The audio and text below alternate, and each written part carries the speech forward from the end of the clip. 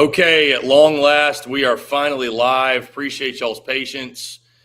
Appreciate you all tuning in. We have good news and we have bad news. The good news is Friday Night Spikes is here live in person. We are in the flesh. Me and my guy, Anthony Ranaudo. The bad news is one of the nines of the 999 challenge will not be present tonight. More on that in just a moment. Again, really appreciate you all tuning in. I see the comments are already flooded. So many of you were taking bets on when we would be live, of course, when we are on the road, out and about, doing our thing. Shit happens. So, again, we're live in Hoover, SEC tournament. Again, good news being this, we should be live much longer than normal tonight because we are live right now watching Auburn put the belt to Texas A&M at the moment. It is 5-0 top second. And, again, we're going to be excited to watch the rest of this game with you all. So, again, first things first. Again, it is Friday Night Spikes. I really appreciate you all tuning in. As always, make sure you check out our friends at KALSHI because we are brought to you by our friends at KALSHI. Download the KALSHI app. Use promo code SECU to get $10 when you trade 10. Once again, that is our friends at KALSHI. Promo code SECU, $10 when you trade 10. I am Chris Phillips. To my right, one Mr. Anthony Ranaudo. What's up, man? Good dude. In the flesh. We finally did it. We're finally here in person. Good to see you, my man. We've had a really fun time in Hoover thus far. Again, I told you guys, and I even advertised it on the stream, and I do apologize, and I promise it will happen before Omaha. There will be a true 999 challenge that will be completed, whether it's by yours truly, by both of us, by one of us, whatever it is. Maybe we'll run it back in Omaha as well. I think that sounds like a pretty good idea. Yeah. It will get done, but either way, we are here, rocking and rolling.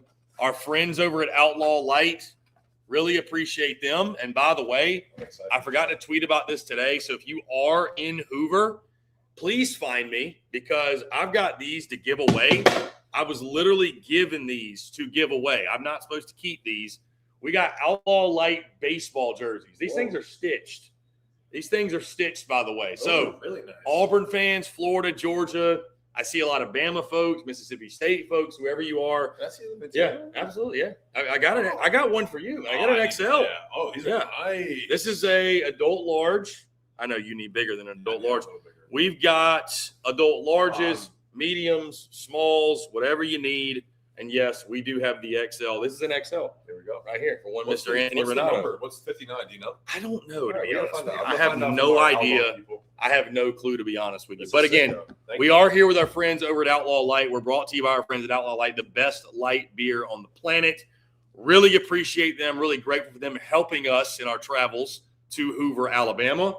I will christen you with the first Outlaw Light. Again, we do not have the hot dogs because, as you can see right now, we are not at the ballpark at the Hoover Met. We've been there all weekend long.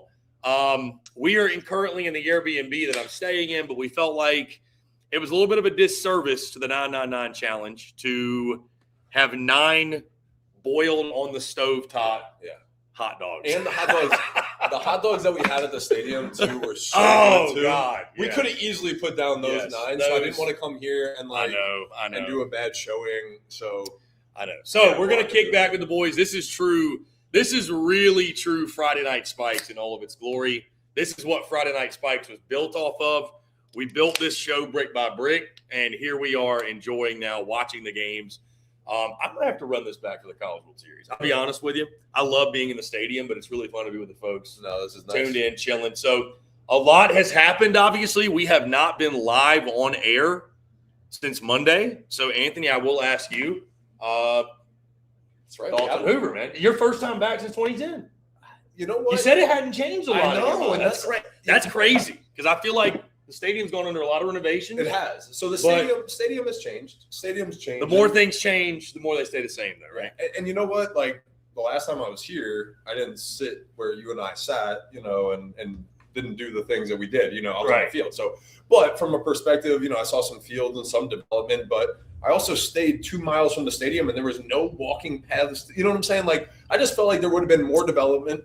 The way that Omaha has developed in the last 15 years since I was there when I went there last year, that was, I don't know, a little bit on par with what I was expecting. So yeah, we need to retire the as much as I love folks and love them saying it, folks, I love Hoover, but it don't hold a candle to Omaha. I'm sorry. That is no disrespect, but it's like It's like comparing whatever side of the argument you're on, MJ to LeBron. It's just one's the GOAT, one's really good. You know what I mean? Like I don't know where you're at with it, but like, I'm just saying we don't have to have that. We don't have to have that debate. I'm just saying, like one's the GOAT, one. I'm confused in a lot of ways on that one. So I don't know. I'm confused. I'll just leave it there. It's apples to oranges in a way, but it's been a very fun week. Been very chalky outside of Arkansas beating Texas, although that felt very chalky to us. Top 8 seeds, I believe it was the top 8 all advanced. It was. We did not have outside of like the first day with Mizzou, not a bunch of big upsets. I mean,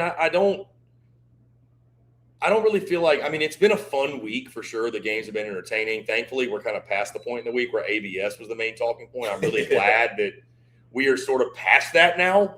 We had our fun with that on Tuesday and Wednesday, but it's been kind of just really expected, I guess. It's really – the biggest takeaway to me is that the Florida Gators are red hot. That's the big takeaway here. That's the thing on the baseball side is, for me, was the Florida Gators, the way they played, it just – I mean, against Alabama at what felt like, we were there. There was a lot of Alabama fans. There's a lot of people there. It was very quickly Florida's game. Yeah. It feels like that's what they've done.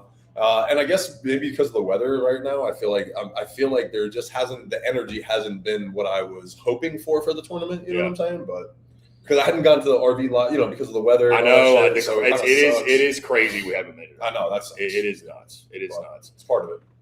Let's get into a couple questions. We have tons of comments, by the way. I apologize, guys, for missing out on these. I'm going to have to get in there. Yeah, it's a lot of folks were calling us being late and wondering where we were. Spencer Scott says, what an outing from Gabe Gackle. Yeah, he was fantastic tonight. Great in relief. Coming out of the bullpen, out of the bullpen. Yeah, it was awesome. Pretty impressive. Jay Sully says, Florida's lineup is probably the hottest in the nation right now. Yost, Lawson, Ethan, Surwick. Really turned it on late in the year. Looks like Liam is starting to figure things out as well. Yeah, we got to watch him yesterday in person, and he's a big boy. He's big time. He's big time. So, yeah, Florida looks really good.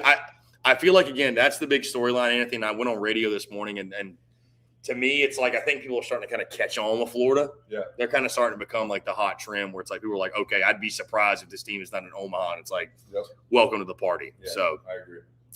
Let's see. Running through y'all's comments. Wyatt, we both took Auburn in this game. So he asked who we had, A&M or Auburn. I mean, Ranaudo's got action. I actually put something on KALSHI, so I actually am invested. Got some action. But in our brackets when we originally picked, I had LSU winning this game. Yeah, crazy. So I was wrong. Yeah. I was wrong. The offseason has begun for the Tigers. Yeah. Jay Johnson is on the road and talking to the portal guys as we speak, I think. So Auburn looks pretty good, though. They're fucking scary. Yeah, Auburn's filthy. Auburn's filthy. Michael Wolf, where are those two losers? I bet Ranaudo found a gumbo tailgate party in the parking area and lured Chris into a party. He didn't actually, believe it or not. He didn't. Yeah, no. He did not. A lot of rain here this week. Yeah, a lot of rain today, especially. We got kicked off the golf course early because of the rain. Baton Rouge Raven, they both threw up before the 999 challenge started. Losers. Yeah, you got me. Ranaudo Hates Volchko says, by the end of this challenge, Anthony might pick Georgia. I doubt it. I highly doubt it. I picked Georgia to win the first game. So guys, I'm here. I was there. Hey, really fun one tomorrow, Georgia and Florida, because I think both of these teams want to win that game. I don't think we're going to have anybody mail it in. Two of the hottest teams in the country playing each other. So, yeah. Ranaudo Hates Volchko followed up, says, I was looking forward to the challenge, so we might get a Ranaudo Georgia prediction. What do you think about tomorrow? Oh, come on. You know what I think about tomorrow. I know. You had Florida winning the whole thing. But I just think Florida's hot. Hot. They're red hot. This is the problem, though. But just so you know, if you were a betting person, you should go take Georgia on the books, because every weekend I'm like, hey, whoever Georgia's playing, they're doing this, they're doing that.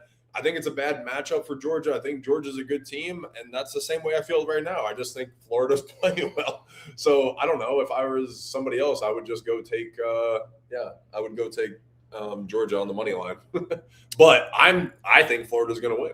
I like Florida at this point too. I don't know though. I don't know. Georgia just keeps finding ways to win, so we'll see.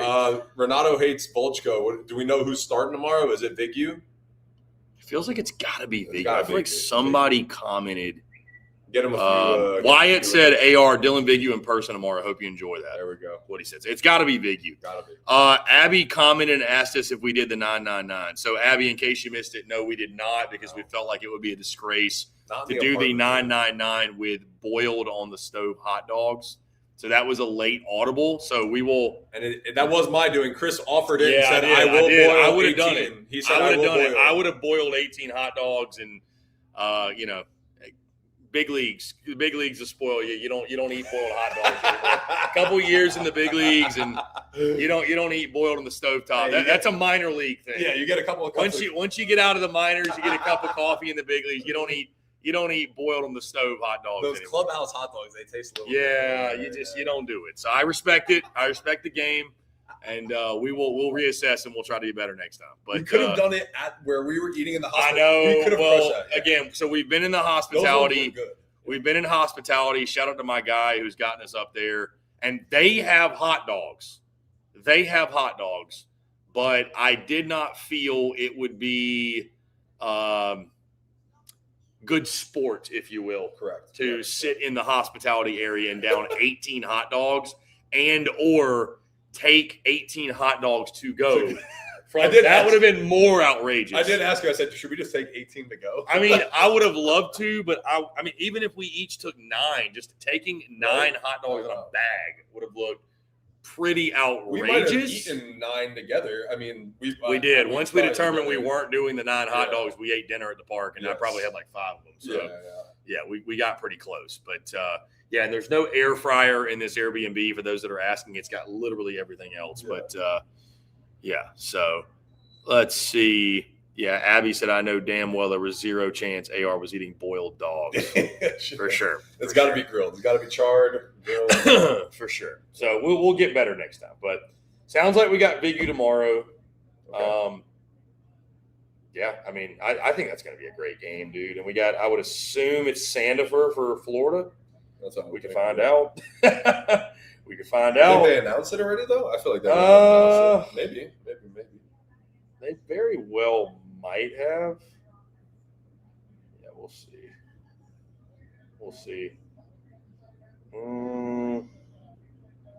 I don't think they've. Let's see. I know somebody who would have tweeted it. It's got to be Sandifer, though. Dude, why was Auburn -1.5 plus money? Like, that is ludicrous. I have no. That is ludicrous. No idea that we didn't smash that. It's all right. Look at Butch. Butch has the best vibes. I just want to be a player for him. Like, he feels like he runs a good club. Yeah, I don't think anybody has said anything. By the way, 35 minutes ago, Carrick Jackson is returning to Mizzou in 2027, sources tell Baseball America. How about that? I mean, I think that's probably the smart move. They were talking about him maybe going to Houston or something. Oh, really? That's what they were saying. Oh. Yeah. God, if you're Carrick, there was a couple other. Yeah. God, if you're Carrick, you probably do want to get out of it. Right? That's what I was saying. If you get a good shot somewhere, hard to say no.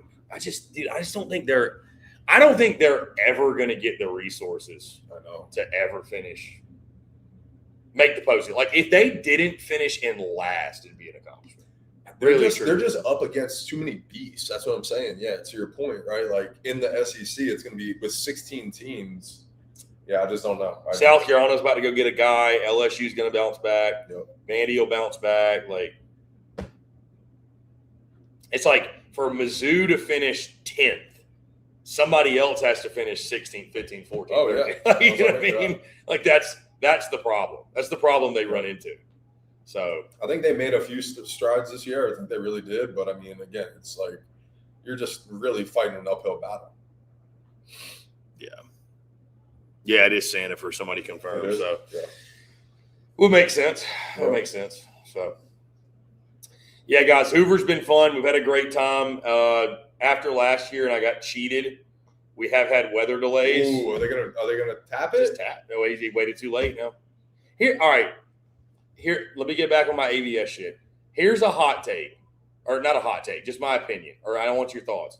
So they say essentially, like the LSU Auburn game. Yeah. They said that the big thing was Milam stole, threw down, catcher for Auburn tapped. So they said he waited too long. Why don't you have until like the next play? Like, I don't think it should even have to be 2 to 3 seconds. I don't like. Really? I'm not saying you should take a minute to decide if you want to challenge it, but like, especially like in that sense, is it time sensitive? I mean, like as long as like it's kind of like throwing a challenge in football until the next play has happened, like in the balls, in play. You can challenge it. Like, what does it matter if he took 5 seconds? Right. Who cares? Right now, yeah. I guess they're from the standpoint like they don't want you to be able to look at the dugout and be like, should I challenge? challenge? What do you think? Yeah, exactly. But like, that's what I think it is, yeah. I just that play to me was like, okay, the runner is stealing. What is he supposed to do? Not throw it down to challenge a pitch? Exactly. And then then if it didn't work, he's now screwed himself over twice. Right. I don't know. No, you're right. I don't get why it matters. No, you're right. No, the time sensitive doesn't really make. I guess to your point, it's got to be because was it a strike where they don't want him to take advantage of it? I guess, but at the same time, it's like it's not that big of a deal. Like the time sensitivity of it. Yeah. Yeah, they want it to be just pitcher, catcher, hitter. I guess. I don't know, bro. Yeah. Which I mean, here's the thing though. Like, I mean, I guess if you're in the dugout, the coaches, you maybe you have video, but it's like, brother, you ain't got a better view if it's a strike than I do. Yeah. Oh my God. Oh my God. Not the kid that got hit in the face. Thinking. Oh my God. Not the kid that got hit in the face. That's tough. Yeah. Oh, he's pissed. So I'm sure all of you are watching. A&M just dropped a pop-up. Things are going from bad to worse. You know what I'm thinking? Lost it. ABS, maybe because the umpire has to make his decision within a second. Like, it's got to be within a second. Well, Anthony, I told you I'm done. I'm done with it. I just go to fucking fully automate. I don't give a fucking. Yeah. You're gonna get me back on my shit. I don't give a fuck anymore, bro. We have lost. I was, believe it or not, I was asked about this and was talking about this passionately at 7:35 a.m. this morning on the way to the golf course. No. Yeah, because I had a radio hit, and they were like, what do you think about ABS? And I was like, I knew you were going to ask me this question. Yeah. I knew you were. And on the way let them have it. Yeah. I mean, I just, like, dude, here's the thing. Like I said, I'm not going to fight it. It is what it is. The computers are here to take over the world. They're taking over baseball. Fuck it. Just automate. Why do we even have the umpire calling the balls and strikes?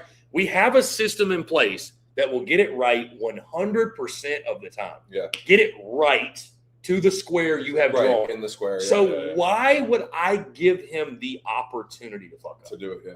Oh, but Chris, you're over-exaggerating. Let's keep some human elements, some intact. Let's keep some human element game. Why? Because of the 3 challenges, I guess, and there's still then you don't even need a challenge. You don't need a challenge. No, you don't need it. Yeah. If it's we know for a fact, and you can just relay it to the umpire, you take that responsibility off his plate, because if all of the nuances are gone of pitching, the artistry of pitching is gone.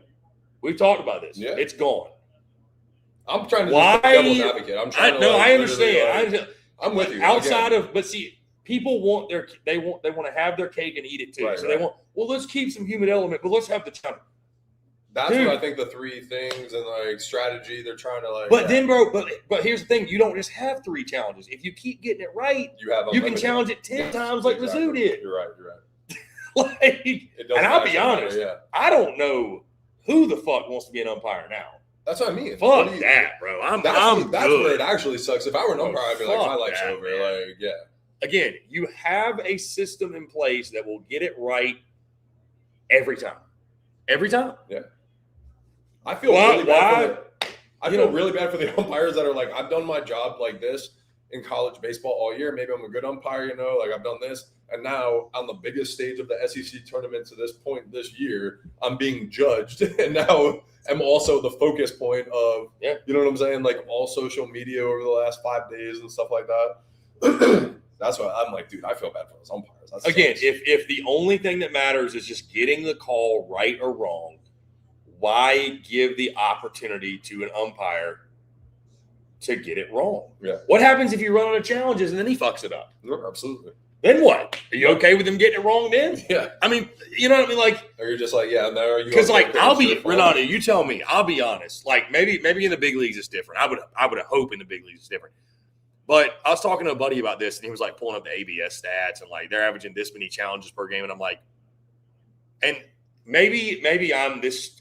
Just maybe this says something about me, because it didn't bother me. Where I was like, yeah, I mean, there's so many challenges. I'm like, I fully go into a baseball game expecting an umpire to miss 4 or 5 calls. Yeah, it's gonna happen. That is flat out gonna happen. Yeah, and it doesn't bother me. It is what it is. Yeah. It is what it is. But I don't think we live in a world now with all the technology and everything at stake where it's like, again, I just don't think fans are willing to accept, like, well, that's just the nuance of the game. Like, for example, Mississippi State against UCLA, they have an opportunity. Fans say they should have won. We had this big convo, 3-2 pitch. He should have swung. It was too close to take. Nobody gives a fuck about that. Was it a ball? Right. Yes or no? There is no more gray area in baseball. So, like, let them have it. Fuck it. Let them have it. Yep. Have the zone that don't get it wrong. That none of it matters. You can fucking miss wherever you want. You can pitch however you want. There's no tendency to it. There's no artistry to it. It's all just rear back and throw it as hard as you fucking can. Yeah. And just try to nick a piece of the zone. That That was the thing that killed me the most about the whole fallout of the combo that we had on social media, where I've been getting it all week. Are you learning what a strike is in Hoover? You don't know what a fucking strike is. And I'm like, here's the thing. If I would have said what I said about he misses all the way across the zone, there's no fucking way that should be called a strike. Was the pitch technically by the square a strike? Sure. But you would have thought the pitch was right down the middle. I don't know about you, Anthony, but for like here's the thing. I don't know where we fell into this crazy place in baseball where like the ball barely nicking the corner is like, oh my God, it's a blatant fucking strike. That's a 50-50 fucking call. Yeah. You don't always get that call. Yeah. It's not like an obvious strike. Right. You know what I mean? Like, No, so it's like, yeah, you miss a breaking ball up and in all the way across the zone. You might get the call, but like you very well shouldn't expect to get the call. Definitely and you very well might not get the call. Yeah. And it's not a bad call if you don't get the call. That was my whole thing with like, I mean, it wasn't 3-2. Strike. I'm telling you right there, but like nobody did anything because, to your point, right? Like that's not a strike in real life. Like, right. But I guarantee you, if you went and looked at ABS, that's a strike. That pitch right there. That catcher just went like this because it was supposed to be an inside fastball. Like the way he gave up on that one was the one that he did down and away before, and it's like, dude, it really is. It's. Anyways, the biggest solution. Again, you pitch in the big leagues. I'm not trying to speak for you, but I just know like if you're a guy that's able to go out there and paint a corner, and you're like, all right, you tell your catcher go off like an inch more, and bam, I got it. All right, go off like a little bit more, and I can just keep going. I'm going to keep pushing it till the umpire doesn't call it, but like I'm going to find the happy spot and pound it and make them adjust. Yeah. You know, like that's the art. That's the cat and the mouse game. Yep. You know? No, that's the thing that definitely is going to be gone from that. And then like, bro, what about catchers stealing strikes? Oh my God, that's gone. Yeah. I mean, you already talked about the fundamentals of catchers are fucking shot. Everybody's on a knee. Nobody's fucking, you know, the framing to me has gotten so just like the fucking, it's this. Yeah. You know, it's outrageous. It is not the same. It's outrageous. There's no way that people catch the same way. Oh my God. Like, it used to be receiving where like you went with the baseball. Give me fucking Eddie like, Perez, bro. Give me fucking Javi Lopez, man. Like that's give me Yachty, you know. Who was your catcher? That was the best. Red Sox. David Ross. Oh yeah, that's a legend. That's 6'3". He would sit super tall and like do this thing, bop, bop, bop, bop. Same with like that was Micah Gibbs. Micah was like big chest and just be like, and you're just like you felt like you were throwing a million. Yeah. Yeah, like now it's just different. Look at this. Look at this. Watch this one. Oh, you're gonna love this one, Chris. This is definitely a strike, but he called it a ball. Yeah. Well, watch how he caught it. Oh, that's definitely a ball. Holy shit. I don't know what's a strike anymore in this shit because like I thought. What did he like? That looks so much better than the Missouri guy. Yeah, why? Like in my naked eye, quickly, but like I don't know. Yeah, he just caught it like this. I don't know.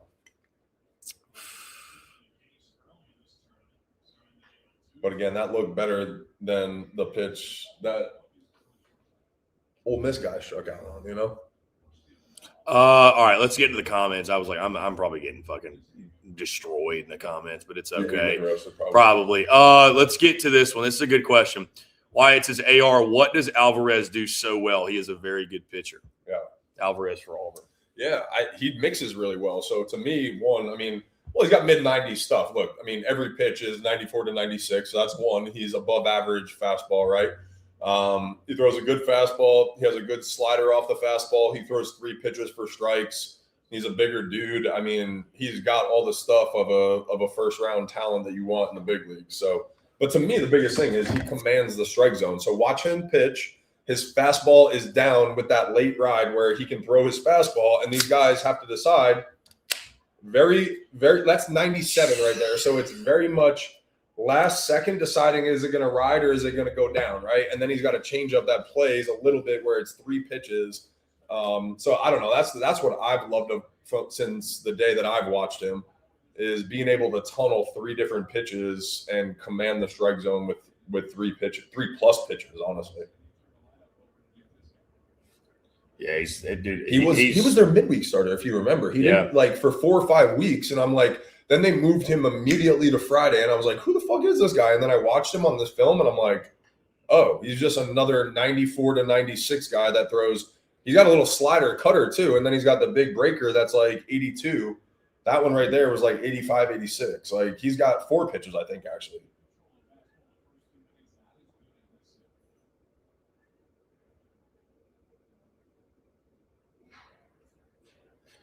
Yeah, I'm like, dude, where is Butch getting all these fucking guys? Yeah, I know, right?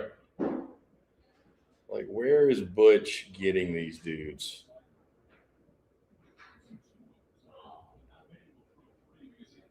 Let's see. Well, he's also got one of the best guys in the draft right now too. That's like climbing up draft boards.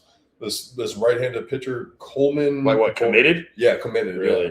This like fucking 97, like dude, I'm like, oh my god, if this kid lands on campus with these guys, this is crazy.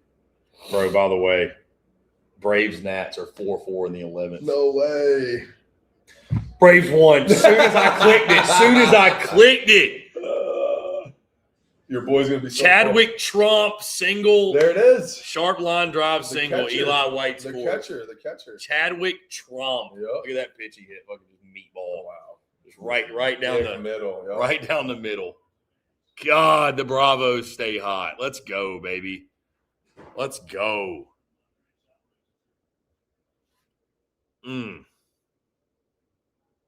Let's see.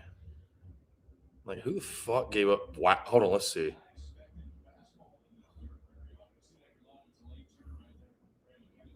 Okay, so bottom 7, Braves took the lead. Top 8, Nationals tied it. C.J. Abrams hit a home run. Yeah. His 11th of the year. Bottom 8, Braves went 3 up, 3 down. Because what was it when we left? Top 9, Nats went 3 up, 3 down. When we left, what was the score? It was Braves were winning. They took the lead. Yeah, they took the lead 2-1. Yeah, that's what I thought. Top 10, get this, top 10. C.J. Abrams hit a triple. James Wood and Andres Chirapo scored. They went up 4-2 in the top of the 10th. Wow. Bottom 10. He went. What the fuck? Let's see. How about Abby? Are you still in the chat? How about the Wells girl from Alabama? Got 39 bolts. She's coming up on 40 homers. 40 bombs. 40 bombs. A softball girl. God, setting a new record. Jesus. Abby, what do we got on that? Are you in the chat? Mississippi State beat Oklahoma? Yeah, that's crazy. Why? So that's right. That's where the girls on Oklahoma. Oh, that's Dan Jackson right there. Oh, Feed the trees hat. Love that. Awesome. Yeah, that was the first. They had won 16 straight super regional games. Oh, you that's crazy. So wait, so now they gotta play one more. I guess game two is like game two. Right? Yeah. Best of 3. Oh yeah, because Friday.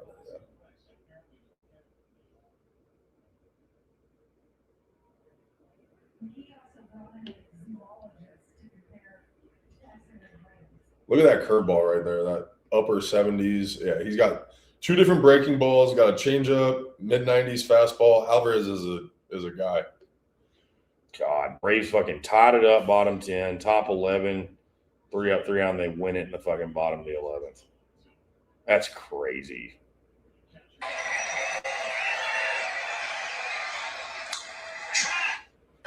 There you go.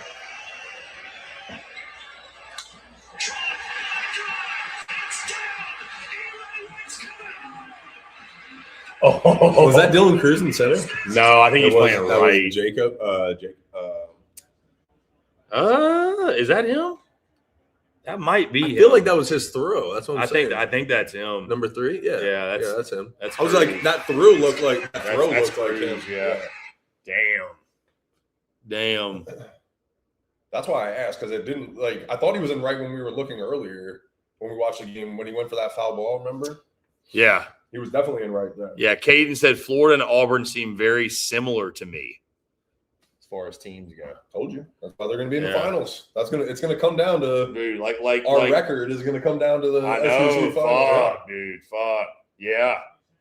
That would be the glue. Wild. That's what I mean. The glue guys championship. Might be a little trophy made. That would be awesome. Little glue guys title. If it comes down to the 2 teams that we pick for the championship, that would be cool.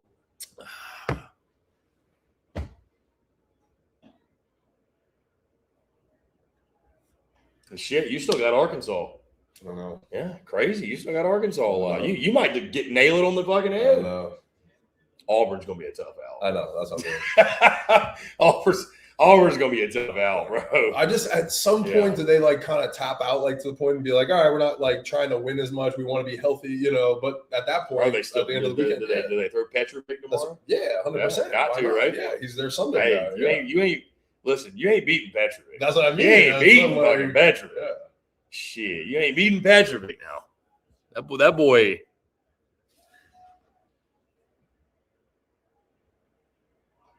That's like the thing, bro. Like when we get to, whoever it is, when we get to Omaha, I'm like, dude, has UCLA seen an Aiden King in Big Ten play? No, but they did beat their 3 SEC teams early in the year. No, but dude, February was a long time ago. Got it. There we go. What do you think about the all Navy unis? Big fan. I'm all right with it. Oh, you mean the pants? Well, no, they're not wearing. They're not wearing them, but I know what you're talking about. They wear them at home. I hate them. Yeah, I hate them. Give you a big softball vibe. Yes, I hate them. I hate them. All right, what do you think about Vandy's all black with the pins? I like black. I like the black. Oh, I like the black pennies. I'm good with that pinstripes with the black. So you think LSU should roll some purple, all purples? That feels like a Joker-ish, you know what I'm saying? Weird. Yeah, I don't know. Oh no, I don't know, dude. LSU, but the black pennies, I'm good with. My God. The pinstripes, hey, I'm good with that. Hey, missing the postseason, 9-21 in SEC play. Jay's still untouchable. They wear all purple. He's gonna be fired the next day. We're off. Nope, we're done. God doesn't get it. God doesn't get it. He doesn't get it. He doesn't get it. Nope, doesn't get it. You like their white pinstripes? Their home. I love them. I love those. I think pinstripes are hard to mess up. Yeah, me too. It's hard to mess them up. I mean. Now, honestly, even if does Auburn wear pinstripes with blue? Because I could be okay with that. I don't know. But the all blue, not good. I'm trying to think. I don't know that they do. If they wear pinstripes, I'm pinstripe pants. You mean? I know pinstripe full. If they wear the full blue with pins on the blue? Yeah. No, I don't think so. But if they did, I would be way more. That would be way more palpable for me. Dude, it's so funny. I've said it for years. I think Georgia has the worst unis in the conference. Really? They're the most boring. They are boring. They're boring. Dude, it's just they didn't even – it's like Georgia did not even try. I can see that. Yeah. It's like they went and bought a basic red jersey from like Academy and put the G. They just like put the G on it. They didn't like try at all. Yeah. You know, there's no creativity. I will say too though, like I knock teams that don't have a true baseball logo.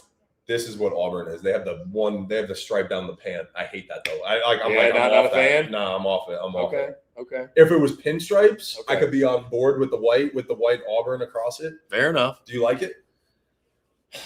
I'm not a huge fan. I don't hate it. I don't hate it enough to make a scene about it. Yeah. It's not my favorite. Let's say this. Look, this is what I like. Is that what they're wearing right now? No, they're wearing gray. That's what I like. Yeah, those are fine. No, that's nice. See, I like that. That looks clean. That's clean. That's white. Let me put it to you this way. I'm starting my dynasty on MLB The Show. We're not wearing solid. We're not wearing matching. Solid. No. We're not. We're not doing that. Only grays, I feel like that works for, right? Like like the gray, unis, like we're talking about. Another fun uni phase. Isn't it weird that? Well, not true for LSU, but football is the only sport where you wear your color jerseys at home. Yeah, think about that. Well, they switched that in basketball. Now they do that. Does LSU do that? You mean? I don't know, but in the NBA. It used to be white at home. Okay. Well, it used to be white at home, but now it's now you wear your color at home. Okay. I hate it. Okay.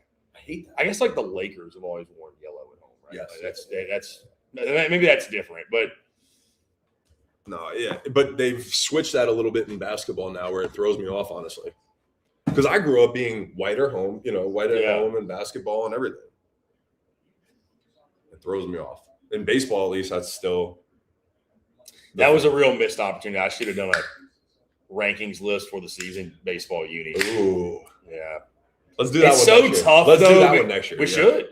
It's so tough because I think you should probably just do one list to make it simple. But I was saying, like, you could split it up to road and home. Yeah. No, I would say one. Yeah. Because, like, LSU, it'd be a viral post just for fun. It's not even fucking, but ranking the MLB. Yeah, that would definitely be fun. The unit. MLB unis would be that'd be fun. That'd be fun. Yep.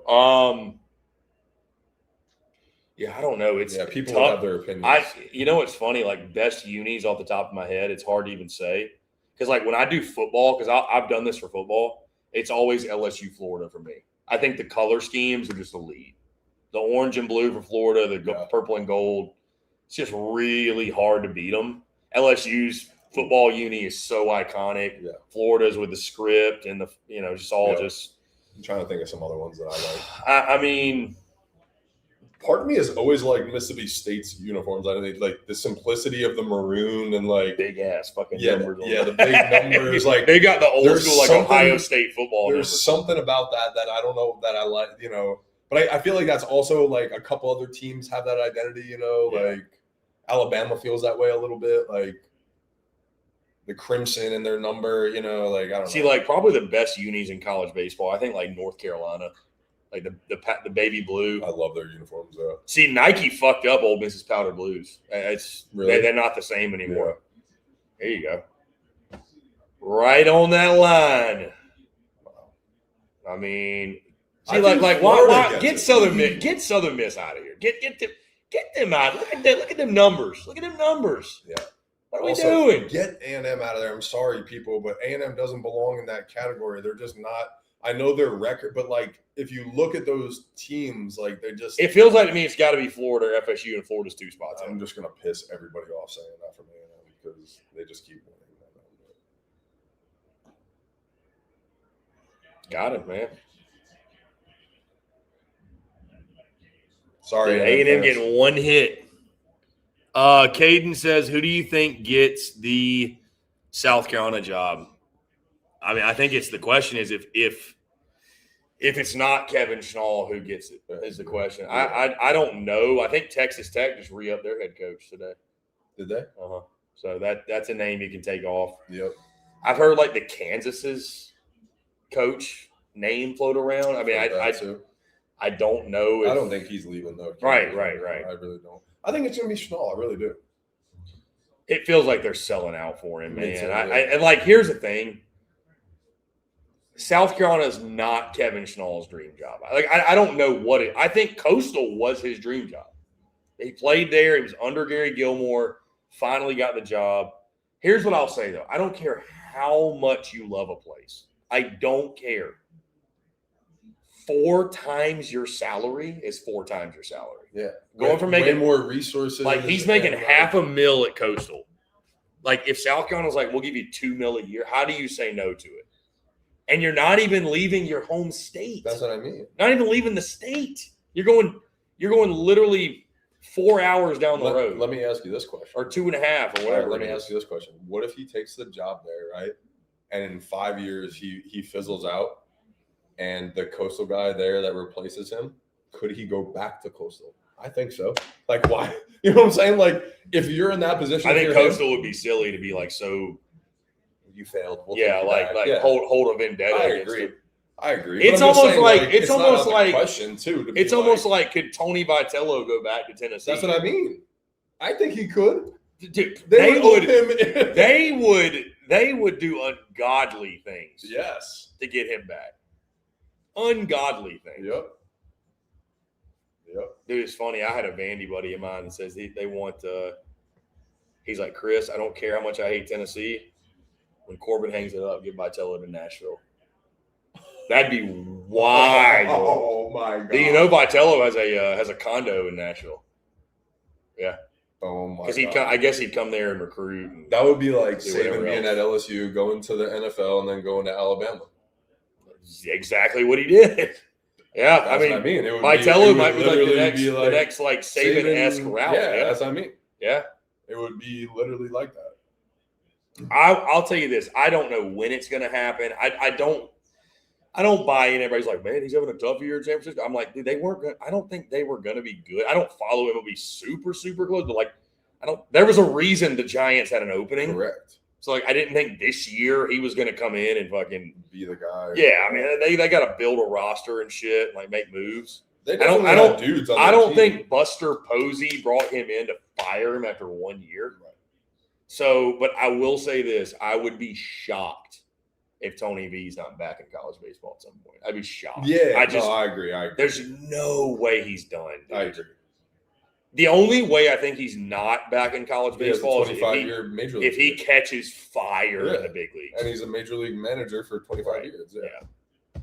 Yeah. And we look up and we're like, remember that time Tony V was in college? He's like, and then so I'm trying to think like Pete Carroll went from college and then the NFL for 15 years, right? I'm trying to think of like other big successful like coaches. Well, most of them aren't. That's the thing. Billy Donovan. Yeah. Most of them aren't though. Most of them do not succeed. So most of them don't succeed. Ooh, Spurs down 12 right now, going into the fourth. Really? We've seen that before. Oh, that's fair. Was it? Oh, that's fair. Okay. I thought it hit the line. That's fair. Thought it hit the line.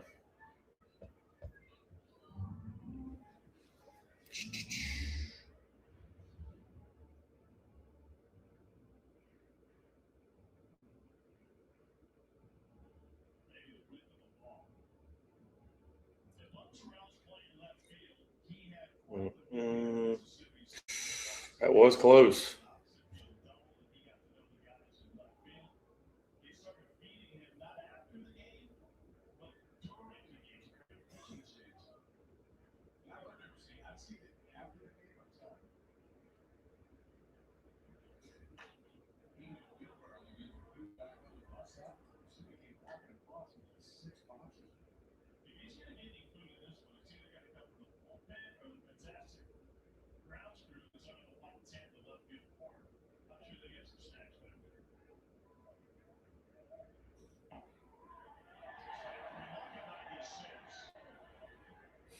So good.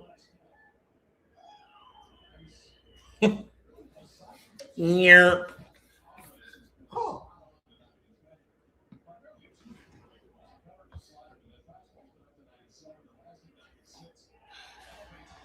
Again, do you think it's just like, is it just control that separates the guy? Like that's what's wild. I'm like, we're watching Auburn. Alvarez is throwing harder than the guy from the fucking Nationals was throwing. I know. You know what I mean? So it's like, is it just control? Is it movement? Is it the mental game? A combination of all that? Yeah, it's a little bit of everything. It's right. But to me, he's got the shit. Like, we're going to be watching Alvarez on TV for a long time. I really do believe that. He's got 4 pitches that are really good. They all match up and pair really well. To me, that's the biggest thing is pitch pairing, right? Like pitch sequencing, pitch repertoire. Like, how do your pitches match with each other where they're becoming deceptive to the batter? And I think that's the biggest thing that we talk about on TV. When somebody's throwing 92 and it's below average, it's because their secondary pitches are plus, and their fastball is more just the pairing that matches it, where the hitter is like, that 92 looks like 97 because his 87-mile-an-hour slider looks exactly like it. And then at the last second, late, I have to decide which one it is, right? So to me, that's more important. But then when you throw 94 to 97 like Alvarez does, like, this guy he has the makings to be a potential plus pitcher in the big leagues. And that's why he's dominating college baseball right now. 3.095. Like, that's crazy. Smooth, yeah, it's easy. Like, that's just get me over, you know. Did you start in the pen first, or were you always a starter? Always a starter. Always a starter. Yeah. Big league starter, never pen? No, when I sucked in the big leagues. It was like, all right, let's see if he can try something in the pen. We can get something out of him. Yeah, so no, I was always a starter until I sucked so bad that they were just like, all right, you're a bullpen guy now. So my last year in the big leagues. Jesus. I know. Also, catching is just so bad nowadays. That's 2 he dropped. That's 2 he dropped during that AB. That's what I mean. If he sticks that so ball, lazy. Like, that's close. It's so lazy. It's close. It's lazy. Yeah, bro. it is. Yeah. Well, I mean, like, even the one, like, he challenged the pitch. He had the audacity to challenge after he fucking dropped it. I'm like, dude, come on, exactly. bro. You can't be begging. Like, that's the other nuance of it is, like, okay, like, in an ABS world, again, no matter what, the computer calls it strike ball. I'm sorry, if you cross up your catcher, I don't care if it's right down the fucking middle. Like, y'all don't deserve the call. Yeah. Y'all fucked up. Yep. Like, you don't deserve that call. I don't know, man. No, I'm with you. It's a different world, yeah, with the ABS. It really is. It changes the game. It does. Because to your point, that's what I was taught is like, I know that was a strike. That's my bad. Like, I didn't expect it to be a strike. I really didn't. As much as I would like it to be a strike, it is a strike, but it's a different way of thinking to be like, yeah, I deserve that strike now. Dude, he's fucking. I don't know if it's raining or if he's just he's pouring sweat. He's pouring sweat. It is humid. For those that aren't here, it is humid as hell out here. Yeah. Bro, I mean, I knew it was humid when, like, this morning, bro, we're playing golf and, like, I'm grabbing the clubs out of my bag and, like, I feel like the grips are damp. Really? But, like, you could, like, they're not even, like, it wasn't even raining. It was just, like, it's that humid. Yep. You know? Let's see. Again, guys, appreciate you all tuning in. Really fun stuff. We are live in Hoover, Alabama. Watching. Oh, that's a nice play. That's a very nice play there, sir. Watching Auburn up 5-0 on A&M. Earlier score, Arkansas dominated Texas. I've never seen a team want to be there less than Texas did. Been a fun week in Hoover, though. Been a good time. Been a really good time. We've had a blast. Always fun to get to the SEC tournament. Going to be a really fun next couple of days. Sunday we'll be live after the championship, just kind of reacting to everything, recapping the week. And then Monday we got Selection Monday. So we'll watch the selection show and go live right after. Be fun. Yeah. No, it'll be really fun, man, because, like, I've done this the last 2 years. What we'll do is we'll go live and we will have, like, each regional. I'll be able to pull up each regional so we can have it on the screen. Oh, like, we can, like, awesome. break it down. We'll go one by one. Oof, that'd be cool. Very, very cool. Be very, very cool.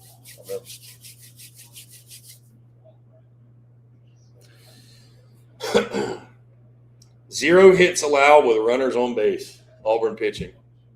0 for 12. Really? They have not allowed a hit with a runner on base. That is pretty impressive.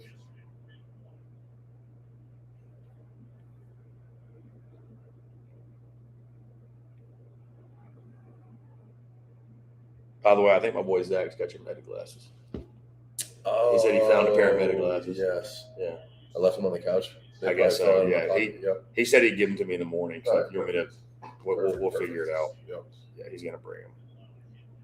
He's gonna bring them. The old meta glasses.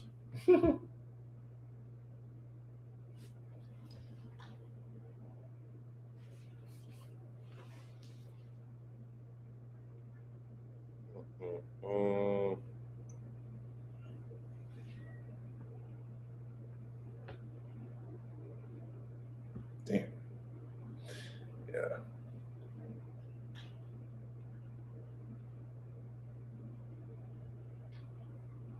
I actually thought they might have just fell out in your car. Like when I didn't have them here, I was like, oh, they probably just in his car. No, he texted me and said he had them.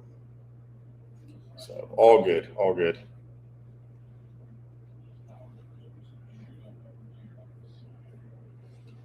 This is the Jorian Wilson kid, right? Yeah.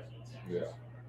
Well, got him. Has he cooled off the last couple of weeks? I don't know, but 96 got him. Yeah, he was on fire for a minute. Texas Yeah. A&M has one hit. Mm-hmm. A hit. That's Again, bro, this will be the 32nd time they're going to 3 runs or less. Well, did you see that? They were their record was like 35-3 or something when they've been up 4 in a game. Yeah, it's insane. That's actually insane.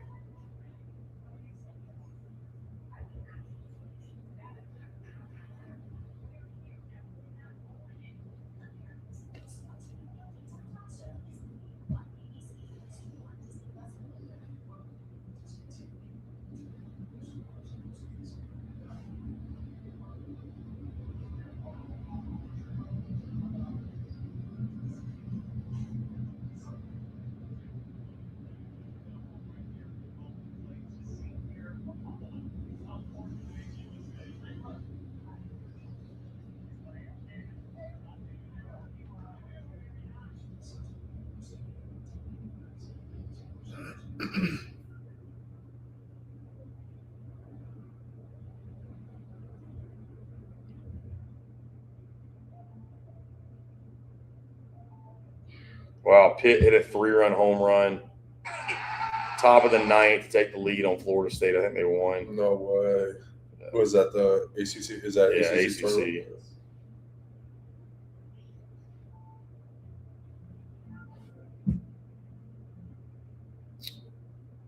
Yep, Pitt to the ACC semis. Wow.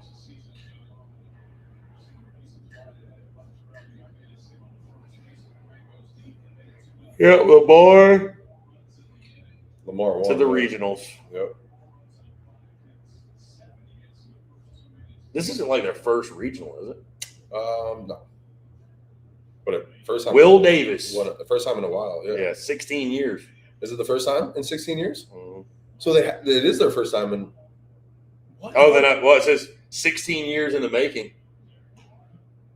It's his first time in 16 years? I thought they made it 1 or 2 other times. Here, I can tell you right now. Wow. I'm gonna be a really Lamar bad friend. Cardinals baseball. I'm gonna be a really bad friend if not. Oh my God. No, okay. They've made but they were D2. Okay. No, never he's mind. been No, D1. They've been D1 since he's been their coach. so this is 8th season, right? I think 10th or 9th, 10th. I don't know. Maybe 8th. I don't know. I'm fucking terrible. Okay. So this is the first time since 2010 they have been to the regionals. Okay. Yes. Holy shit. So it Yes. has been 16 years. Yes. First time Will Davis has ever gotten them to the regionals. He got there in 2017. They won the regular season title in 24. That's what it was, and then they didn't get an at-large bid or something because they didn't win their thing. Yeah, that's what it was. So this is the first time he's gotten into the regional. That's what it was. I remember in 24, we were all like, what the fuck? Why didn't he? Yes. Yeah, that's right. Oh, my God. That's awesome. Oof. I thought that ball was crushed. Just hit super high. Wow. Got a lead under it. Lead under it. Oh, Tennessee going to the College World Series. Abby. Wow. Abby, what do we got? Tennessee, what do we got? Chances of Tennessee winning the College World Series. Wow. Her and I were talking about that like months ago. We were talking that, oh my God, I'm going to cry if their odds are under 1,000 because. Yeah, so Caden said Jorian hasn't stopped hitting, but after he was, quote, discovered, people started pitching him differently. He's had a lot of ground ball singles, beating the ship, but it's cooled down a bit. Gotcha. What's his weakness? What are his holes?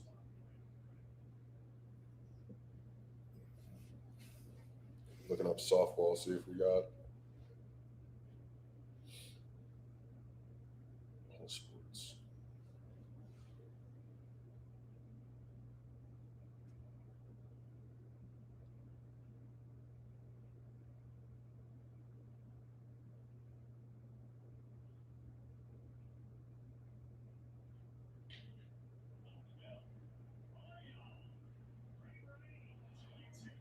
There's no futures bets. That's crazy. Let me look up KALSHI. KALSHI's got to have it.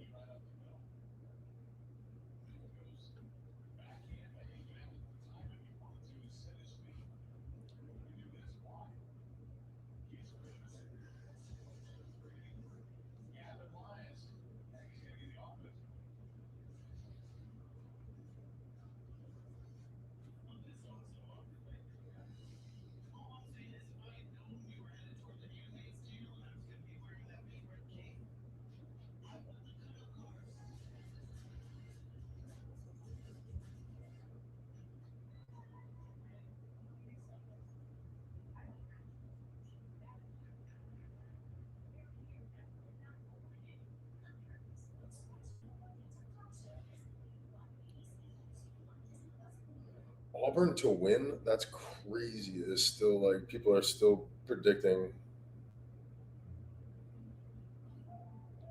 That's nutty. While they're up 5-0. Oh, okay, there we go.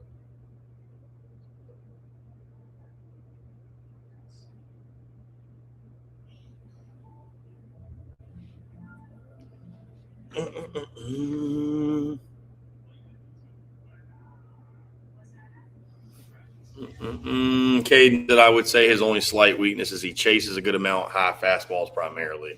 Gotcha. For Jorian Wilson. Michael Wolf, looks like Liam Peterson took Anthony Ranaudo's advice and started trusting his fastball. Good advice from a future SEC pitching coach. Let's go. Pick your spot. I actually, Chris, yesterday when we were watching him pitch, I was like, I felt like every single time I looked at the scoreboard, I was like, oh, heater. Yeah. Like, If a lot of fastballs. if I looked up his synergy stats, I bet you he was 75% heaters yesterday.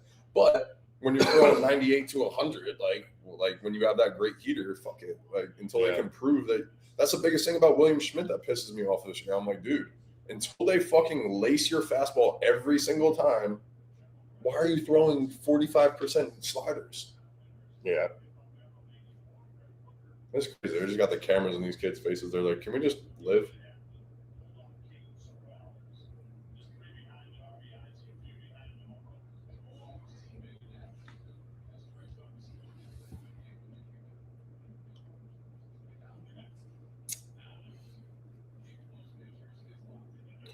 All right, Alvarez, what do we got for another inning?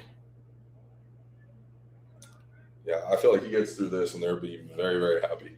Yeah. But he's also at 86 pitches, which is kind of high for 5 minutes. You need this to be kind of quick.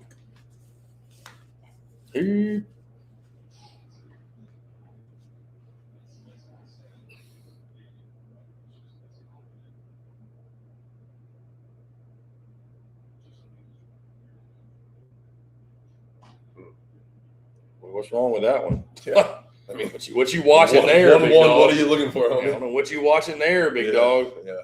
That's the one to go after. Yeah.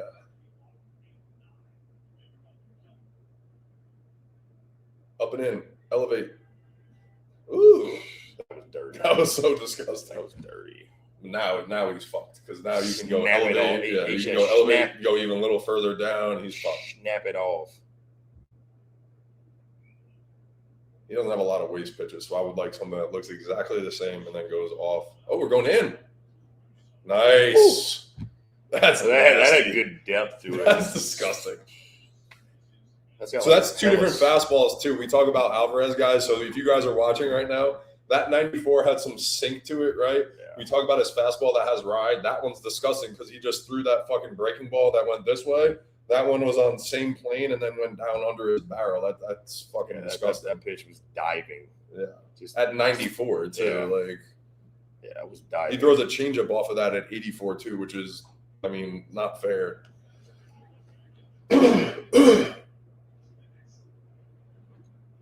Yeah, you can tell he's in a groove. Like he's in a good rhythm. He's comfortable.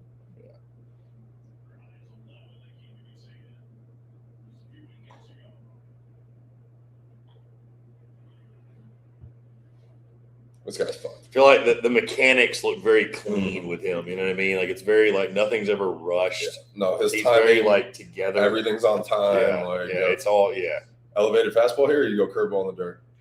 Oof. That was a That was mistake. That was a mistake. That's not what you do. No, that's. But that's also when you know you're locked in. You can spin one down the middle, and somebody just fucking caps it, and they're still missing it. Because he's gonna strike him out now here because he's not gonna make that same mistake. He could throw that same pitch right off the plate. Yep. That was too much. Yep. He just, he was like, I'm not going to screw that up again, make that mistake again.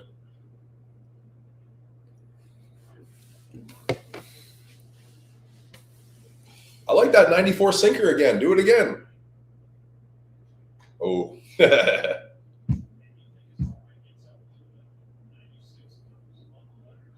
he wanted that punchy right there.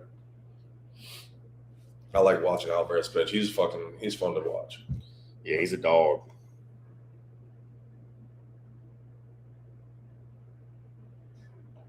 Come on. Make your pitch. You got to go at him here. This might be your last pitch too, homie. Nah, he's going to finish it.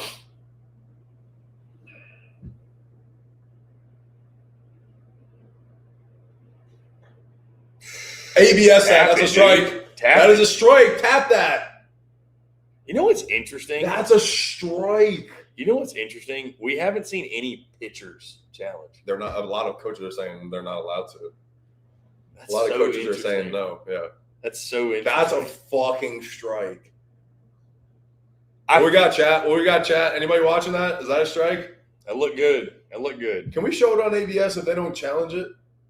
Oh God, that creates a whole I other. know. That creates a whole other deal. That's a fucking strike. Now you're just showing up the other. Yeah. Now you're literally being like, just in case they didn't. Oh, wow. Then he throws his 2-ball. Yeah, ball don't lie. 2-ball. Ball don't lie. Against the best hitter in the lineup. Oh my God, ball don't lie. Golly. That's crazy. Still only one hit. Yep. Jeez, man. Wow. And he bobbled it too. Nice. Sheesh. Auburn's good, man. Auburn's good. You know who they kind of remind me of? LSU last year. I think No, you might have said yeah. that. They kind of remind me of LSU last year. Where LSU, I think last year was like Georgia football, where they won a championship with defense. They hit fine, but they won with defense. And you knew pitching and defense. Ianson and Cade were going to do, you know what I'm saying? You knew what you were going to get. Like, that's literally what it was. Auburn's swinging it well, but like, brother, if they win it all, it will be because of the pitching and the defense. And think about this. Ianson and Anderson and Ianson showed you the formula. If you were, I can't remember their names, but the lefties, you know, that came and pitched those big games down the stretch, that Atkinson and, you know, like all those guys that pitched those games where it was like, hey, Anderson and Ianson laid the blueprint. We have 3 dudes that are coming out of the bullpen after you. Give us 5 innings of, going through the lineup 2.5 times, and then we're going to selectively pull you out. Let them hit the ball. We have a great defense, top 10 defense in the country. You know what I'm saying? It's like that formula was there. We're going to score 4 or 5 runs, and this is what's going to happen. So that's where it's like, you're not wrong. That's what Auburn is. And then they dictate the game sometimes where they go out and they score 10 runs, like it is crazy. They have all the makings to do it. Yeah. I mean, again, that's like back to the LSU point too. Is like you can say whatever you want about the transfers, but like LSU laid the blueprint last year at the standpoint. It's like, bro, nobody wins the whole thing without having stuff. Oh, there it is right there. There's the fucking injury right here. Oh, that hurts. That hurts. But nobody wins it all without having studs on the ball. Yeah. You got to have those guys. You have to. Like, bruised, but first, oh, nice. No break or fracture. Oh, my goodness.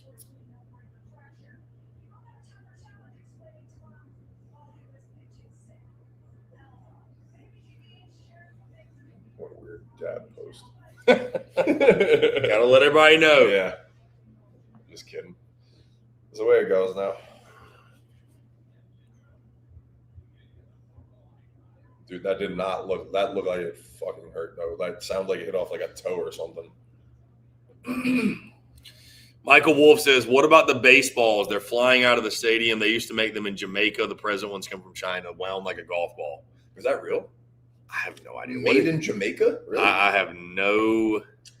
I will say, I literally, the first 2 days, I don't know if you said this too, but I was like, why is the ball flying? I literally was like, is the wind blowing out to left? Like, it was noticeably different.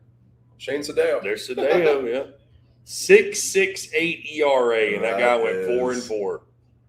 And that guy went 4. That guy had more wins than Liam Peterson did this year. 6.68.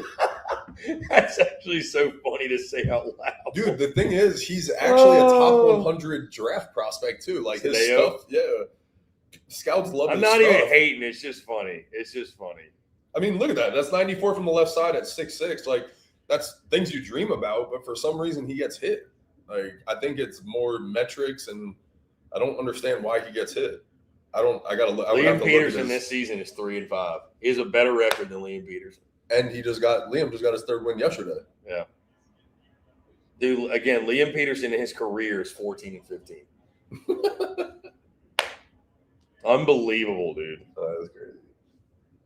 He went 3-6 as a freshman, 8-4 last year, and 3-5 this year. Look at this, 96 from Sadeo. That's what I'm saying. The stuff is there. Like, if I'm a scout, I'm like, God damn, I love this guy's stuff. And that's why all year he was, if you remember, he had a 5 ERA most of the year, and he was the Friday night starter for 6-7 weeks. And I was like, and he stayed in my power rankings because I was like, he does this shit. Bam, 96. He throws strikes. 96 painted. And that's where it's like, it's just a matter of through the lineup, guys hit him a few times, but that's where I think in pro ball, somebody's going to take him and be like, you know what, we can make you a number 4 starter. You throw enough strikes from the left side and do this, we can give you 3 pitches and you can get through a lineup. But with aluminum bats in that stadium, like, he's not, you know what I'm saying? He's not. He throws too many strikes, honestly. He throws gas. I mean, there's no question he throws gas. This is the hardest I've ever seen him throw, because normally he's like, for me, he's like 91 to 94, 95, maybe. And I've seen him more 92, 93. I've never seen him throw a lot of scouts in the building. Yeah. I've never seen him throw this hard. Bump it up. Yeah. Bump it up. What do we got, A&M fans? Is he throwing a little harder than normal? Am I tripping? Did you know when the scouts were at the ballpark? SEC tournament was the biggest. Were you trying to like, I'm about to throw 100. Like, no. But it was more stay like, within yourself. It wasn't necessarily like stuff wise. It was more like, if you go out and the narrative is like, damn, Ranaudo shoved at the SEC tournament, like, it was like a good thing. Yeah. So it was more like, how can I really go win a game? How can I go control the game? How can I let scouts know who I am as a winner? You know what I'm saying? Type thing. Like, I don't know. So that was more of it for me. Side note: has anyone cared less about anything than Jim Schlossnagle cares about the SEC tournament? I don't know. I don't. Jay Johnson's been up there with that, like the level of caring on that. The level of give a damn is non-existent. Non-existent. Texas fans that are in the chat, doesn't mean you're not going to go to Omaha, win it all. Doesn't mean it's not an indictment, but Jim Schlossnagle would rather be doing anything else than being in Hoover. And I don't know how he was at TCU. If he gave, I don't even know. Remember how he was at A&M? If they gave a shit about it then, but he don't give a damn about the SEC tournament. They didn't give a damn last year either. So I don't know. I don't know what that really means, but I tell you this: they get an early exit this year, they might try to win it next year. they might have to switch it up. Yeah. Like, all right, we got to switch it up. We were wrong about this. I mean, dude, there's something I don't. But the single elimination, I feel like takes away the appeal of, I don't know. I just think there's something to be said about like staying hot. I'm not saying it's the end all be all. Again, I've seen teams. We've all seen teams. I mean, hell, LSU last year lost to Ole Miss and Hoover. You know, like that didn't mean anything, but like you would think it would be a good omen to be like, hey, let's get hot, let's stay hot, let's stay hot. Even if we don't win it all, let's win a game or two. Let's stick around. Let's keep momentum going. Like let's. Hey, even if we don't win the whole thing, you know, we won a few games and we did some good things, and that was always my kind of philosophy with being at the SEC tournament. If we're going to be here, might as well win it. I think my philosophy, I will never be an SEC head coach. But my philosophy would be, let's go win 2 in this single elam. Let's win 2 because then we won 2 or 3. Right. We won a series again. Yeah. Let's go win a series. Whether 2 gets us to Sunday or it gets us to Thursday. Right. Let's just go win 2. 2 would be great. Yep. You know, then we feel like we're going to keep. If we win 2 every time we go out, we are going to be exactly where we want to be. Yep. We're going to go to the regionals. We're going to win the regionals. We're going to go to the supers. We're going to go to Omaha. And then who knows? That's kind of win 2. Coach Maneri kind of always taught us that was like break it down to 3 games. You know what I'm saying? Like mini brackets, 3-game intervals. Yep, exactly. How can you win 2 out of 3 every time? It's basically that's what it is don't lose 2 in a row. If you never lose 2 in a row and you always, you know, obviously that's so hard to do, but that was kind of our philosophy was try not to lose 2 in a row.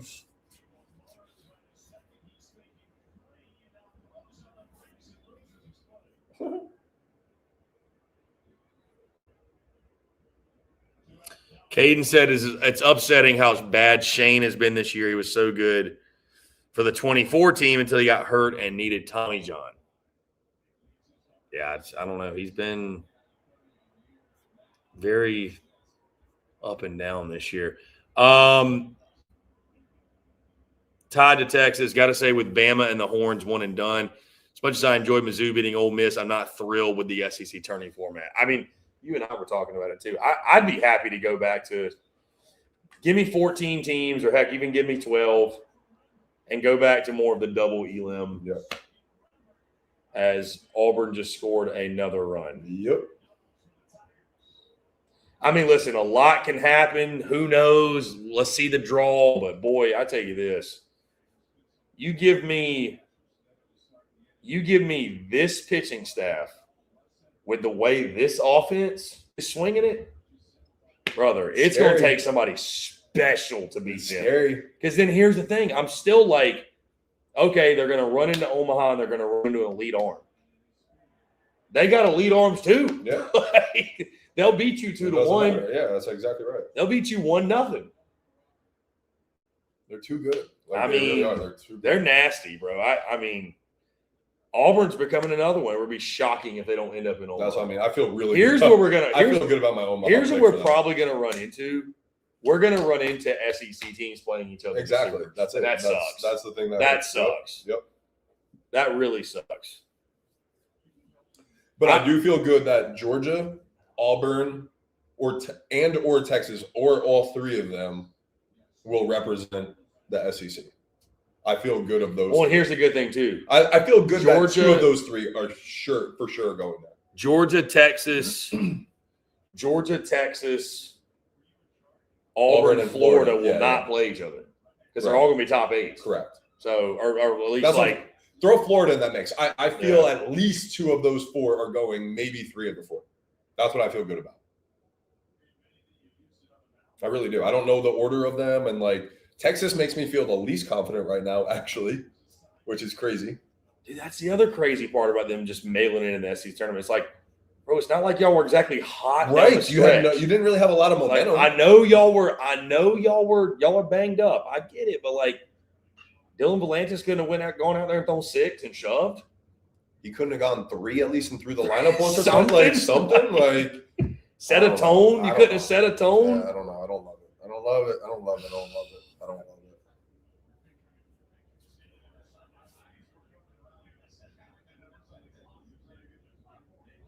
I love when they put those stupid stats on the bottom.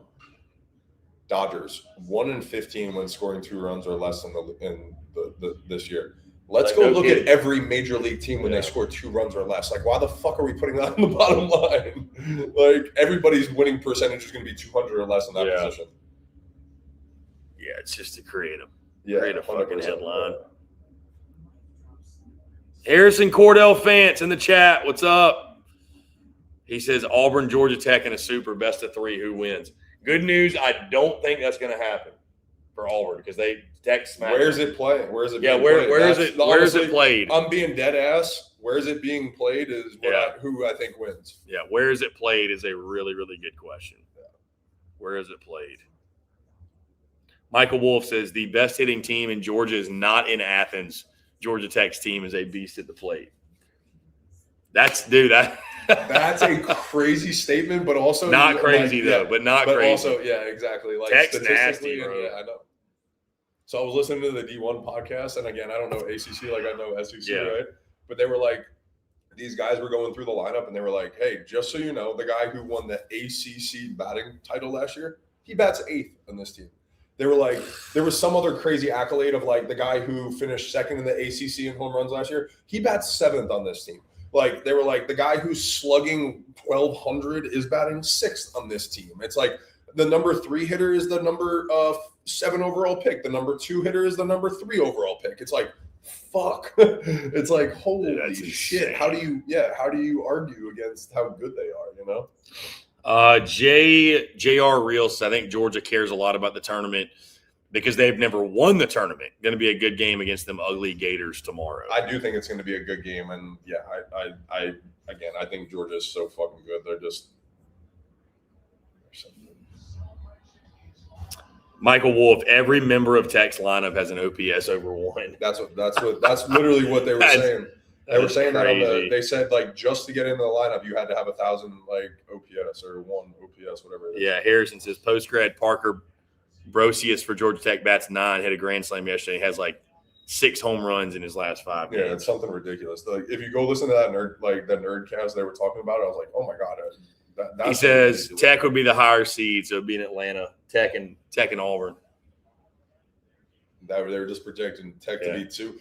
That's what the nerdcast was saying. It was like, does Georgia Tech have enough to be 1? The number 1 overall seed? Crazy. Good to see the state of Georgia, though, bro. Like putting out. I think you're putting out pretty baseball, accurate, Chris, when you say somebody from the state of Georgia is going. Somebody, Omaha. dude. Yeah. Somebody. Let's see.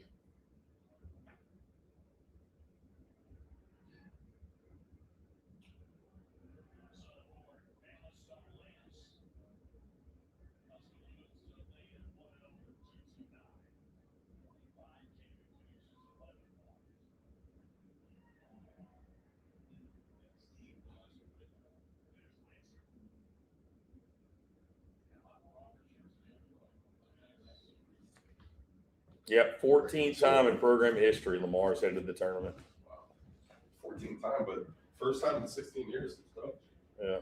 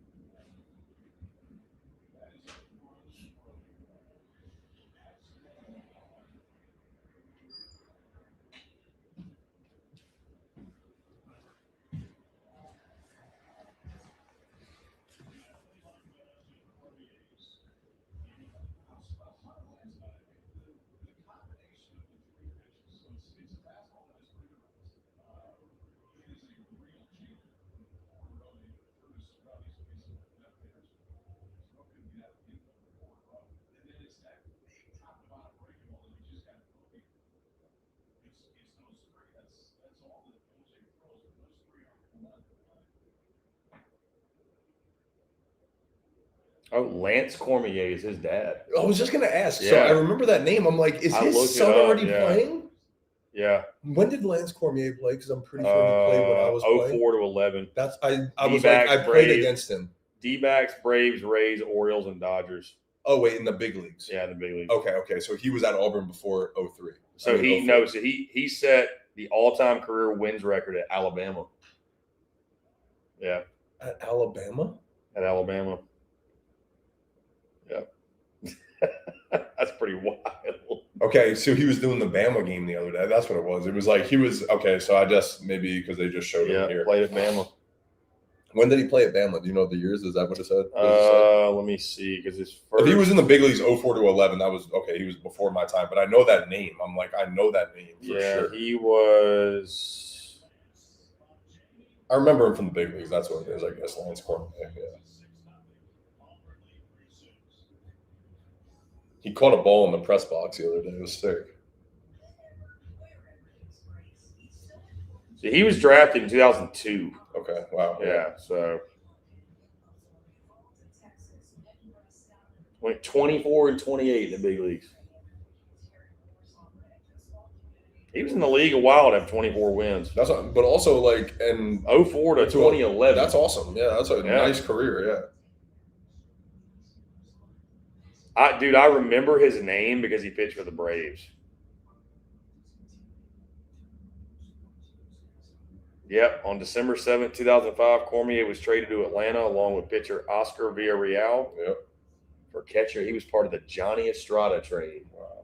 Johnny Estrada, bro. I thought Johnny Estrada was going to be a fucking, like, Braves great. Johnny Estrada. Johnny Estrada was a stud for a minute.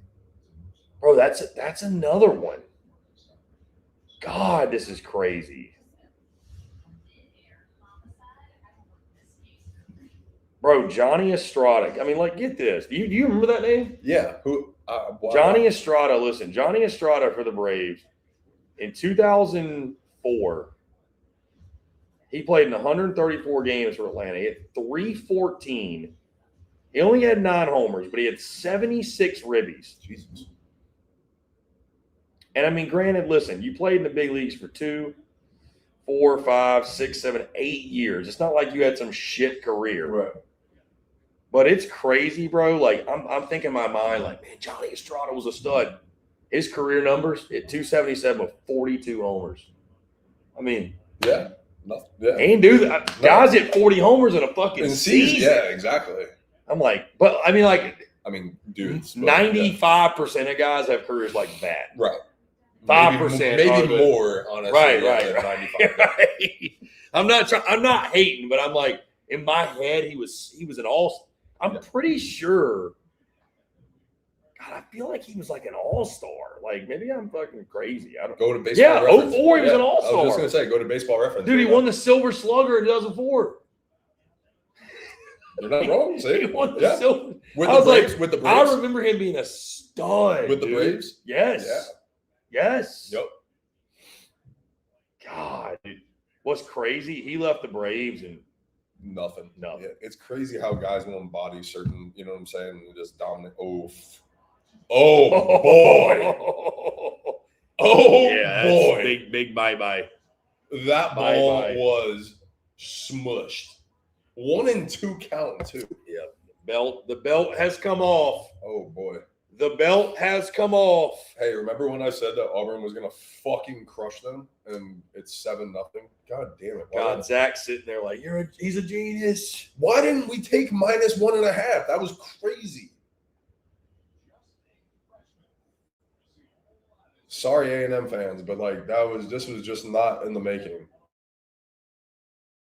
Fucking knew it before he even hit the ball.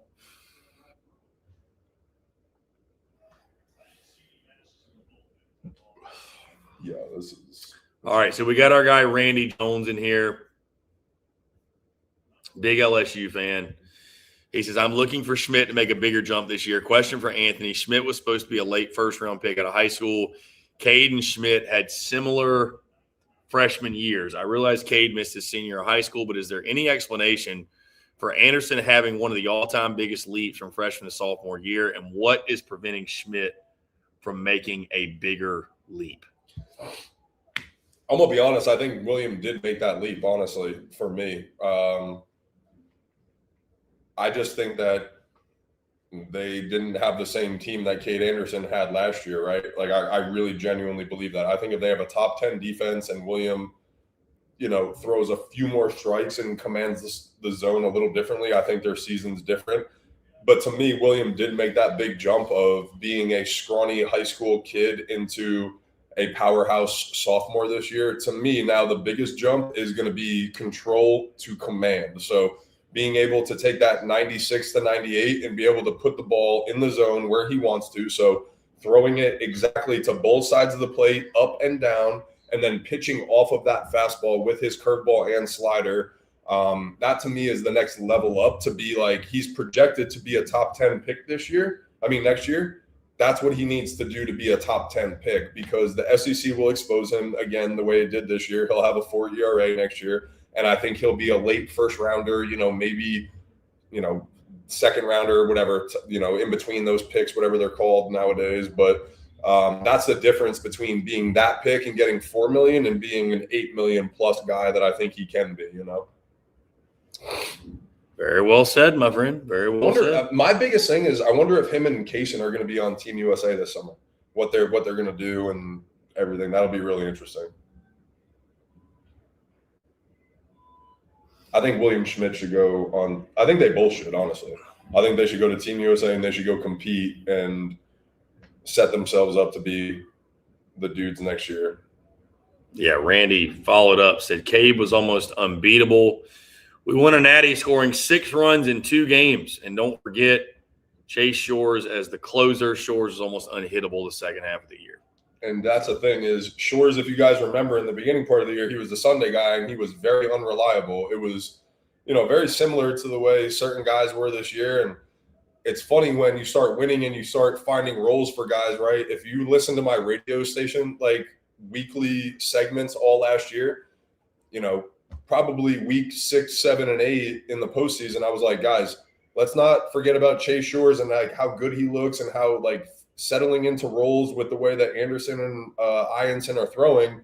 Like, that's a big development, right? Those kind of guys, those are the things that need to develop. Maverick Rizzi, right, should have been that piece this year that we were looking to kind of be that Chase Shores guy, right? So those kinds of things are so important to winning down the stretch, and it'll be fun to see which SEC teams have those guys develop at the end of the year.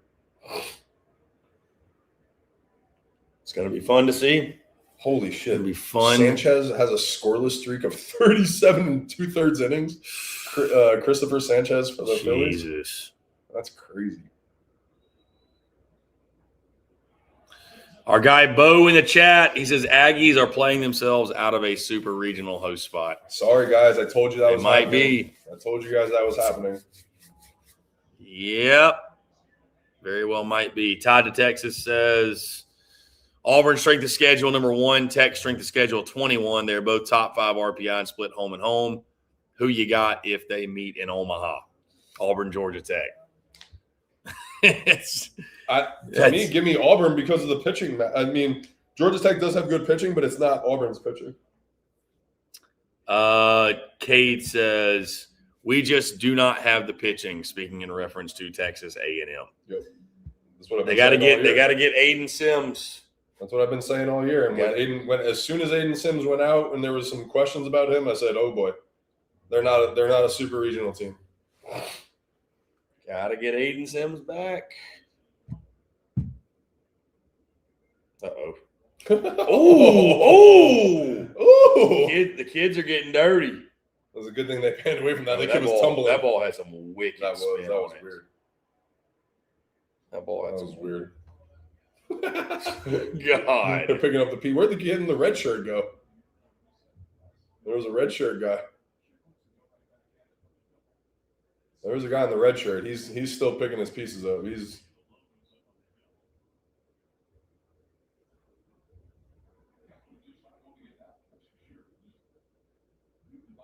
Look, red shirt guy's down. He's down. Oh, that kid in the blonde got it on the chin. He got a nice. Ooh. The ground got him. Where's the red shirt guy? He's gone though. He's gone. He's like, I'm not getting in trouble for this. He's down. I'm out. Yeah, the glasses are definitely messed up. I can't wait till the kid in the red shirt comes back up and he's. Oh, now they're showing him like he's like. I told you, look, he's got a he's shook. That kid's shook. Bro, they're like on a huge hill. Yeah.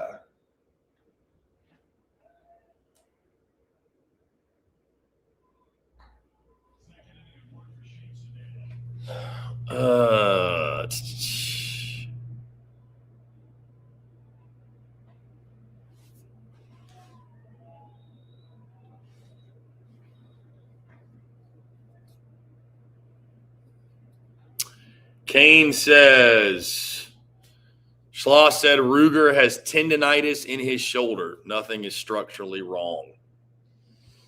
Yeah, well, that's not very good. It doesn't. Yeah, it doesn't. That's not sound, what you want. That's not what you want to does be it? diagnosed with going into the postseason.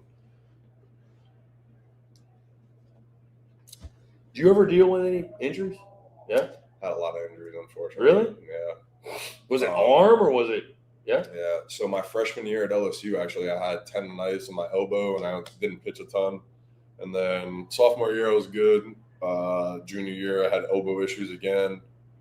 And in pro ball, I had some shoulder issues, tendonitis, and things like that. Then So explain to me like I'm dumb. Tendonitis. What? Tendonitis is basically just overuse and like soreness. Like your tendons are just like feeling it, and basically is like, hey, you need to shut it down. But it's a level beyond just like sore. Yes. Okay. This is kind of funny. I saw this on social media. Connor Griffin. Yeah. It's a level beyond sore, and it's more like if you keep doing this, something's going to take over and something could break down. You know what I'm saying? Because there's some sort of weakness somewhere. And so you need to just recover a little bit and you need to strengthen some things. So it's one of those things that it's like you can push through it, but it's like you don't know when something really is going to like go wrong, because it's going to at some point, you know? So that's where it's like, can Ruger get through for another 3 weeks, you know, like, or is this something he's been dealing with for, 2 months? And it's like, we really need you to shut down for a little while and like let that thing chill out.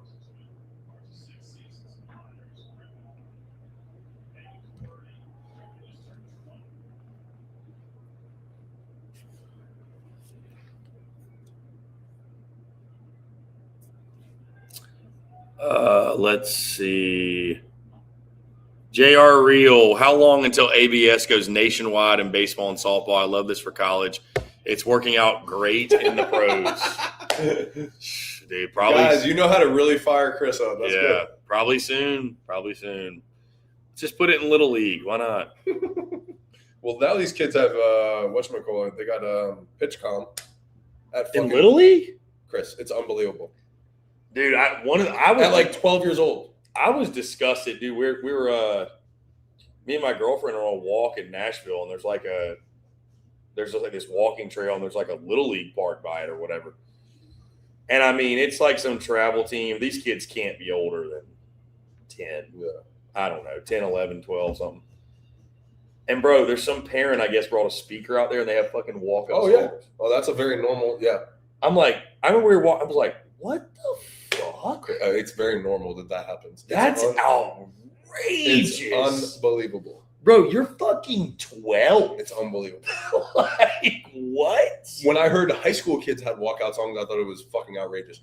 Like, I thought it was crazy. Oh you know my what I'm saying? Like, God, it was just so, and I'm sounding so old right now, but it's absurd. I think it's fair to be like, hey, you should have to earn having a walk-up song. Yeah. You don't get walk-up songs at this level. I agree. I mean, like, if my kid ever was like, "Hey, Dad, why don't we have walk-up songs?" I'd be like, "Because you're in youth baseball." Like, what do you mean? Why?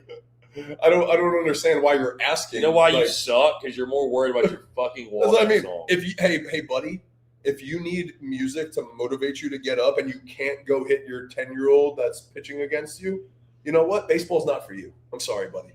That's what I'm going to tell them. I'm going to say, hey, when you're in the major leagues and you're making millions of dollars, you get to make, or you get to college and you're getting paid, or you get a scholarship, you get to pick your walkout song. Maybe if you're in high school and they're cool and they have an advanced system, but not at 11. That's outrageous, bro. Not at 11.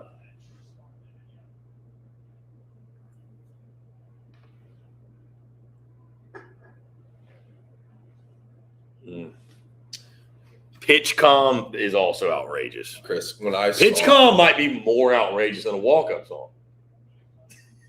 I couldn't believe it. I was like, are these 11-year-olds even know what these pitches are? Like, what are we doing? What are we doing? How are we not teaching kids to read swings and just do the 101s of like, hey, this kid's pretty late. Hey, we're overmatching this kid. Why did you think that we should have thrown this pitch? What are we doing? I thought that was the most absurd thing ever. Again, sound like old man yelling at clouds. I remember, not you, I'm about to say me, like, because I remember when guys first started wearing like wristbands, and I was like, what is this stupid shit? I also hate that look, though. The look is so cool. Oh, it looks so dumb. But I was also like, bro, this is so whack. Like, what are y'all? And now it's like, it's gone because of that. Yeah. But like, that's what started. I was like, bro, this is so stupid. Like, it's so crazy.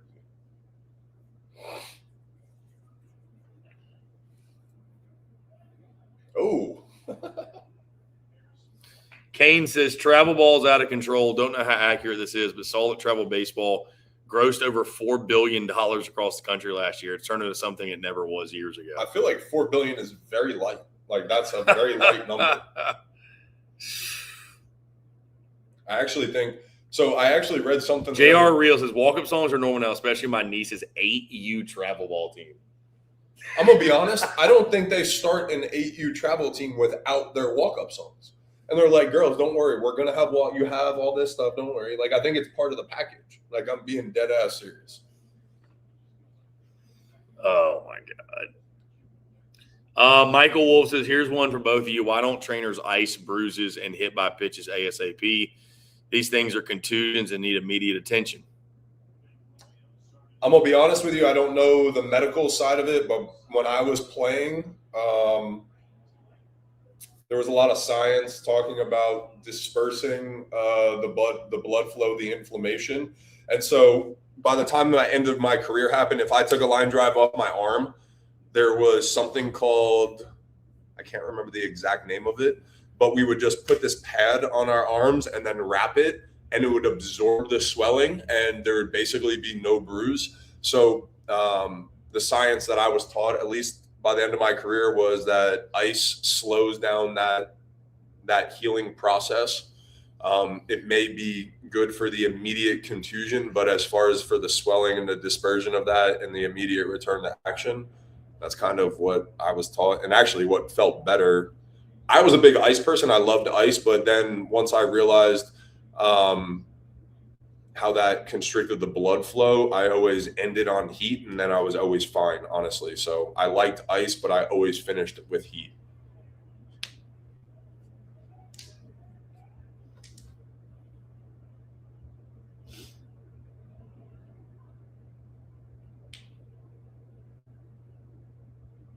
Dude, Jorian Wilson looks very different in the box. I was just thinking that. He looks very different. And his strike zone looks like it's like I could throw anywhere to that guy. Like a monster, dude. He looks like a different. He looks like Look how small that bat looks. Who is it? Is it Yordan Alvarez? With yes, the Astros? That's exactly who he looks like. Yes, he looks like Yordan Alvarez. Look how small his bat looks. I would love to know what size bat he uses, because look how small that looks. It reminds me of Barry Bonds, when Barry Bonds like did his thing, and it was like, that's that's a strike, I think, in ABS, but it's like, dude, what are you waiting? Like, pull the trigger. Yeah, why didn't you swing at all? The last one too was a damn floater. Oof. 5 straight changeups. Were you ever a guy that you pre-gripped a pitch out like the stretch? No. Or anything? No. So I feel like I'm like, I mean, I know it's not this simple, but I'm like, if I'm a hitter and I know he's he's holding a changeup grip, don't I feel like there's a pretty good chance he's going to throw me a changeup? Yeah. And especially like Jordan Wilson, like that's why I was asking in the chat if there was anything like holes in his swing, because to me, I would throw fastballs up, and then even though I don't have a good changeup, I would just throw changeups down, and I would just show him these two splits based on his swing and how big he is, Right. because there's just so much room for his swing, and I think I could create the separation. So that's where I'm like, I don't know. He's a freak. Though, He's a freak. That's what. Oh. He's a freak. But that the ball, like the bat, stays through the zone so much. Like he's big. He's definitely going to be like on preseason All-American teams going into next year. I'm sure he's playing in the Cape somewhere. He's probably going to like just kill it. Just he might be a kill Team it. USA guy. Like Yeah. he's a He's a stud. He is a stud. Let's see.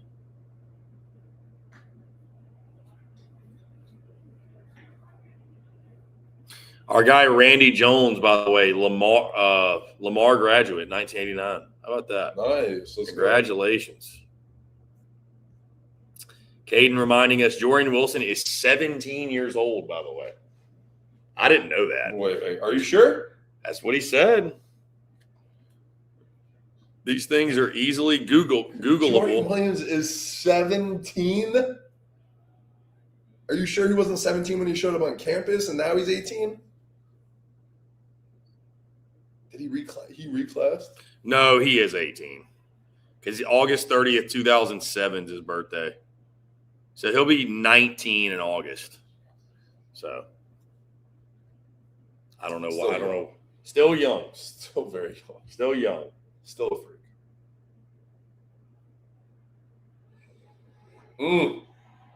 Oh boy. That change up, Yeah, dog. Cormier's got a nice changeup.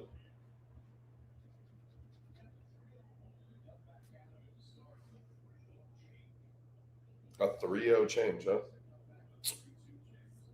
So this guy's just throwing, that's his pitch. Just all change up. Yeah. Look at that. Yeah, Dad's like, attaboy. He's like, good, it's about time. I was like, you fucking put two guys on. Stressing me out, kid.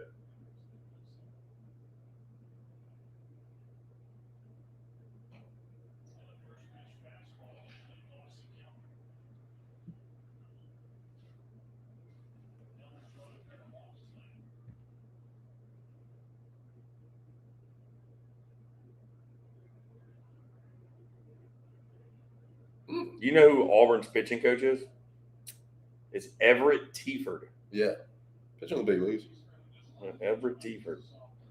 Little minute in the big leagues, I think.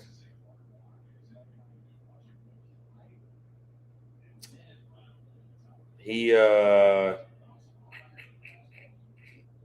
pitched in the big leagues with the Royals from 11 to 13 and the Rays in 15. Mm-hmm.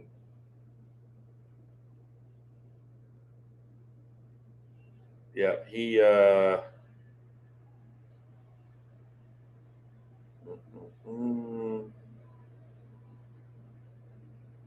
he was a minor league pitching coach.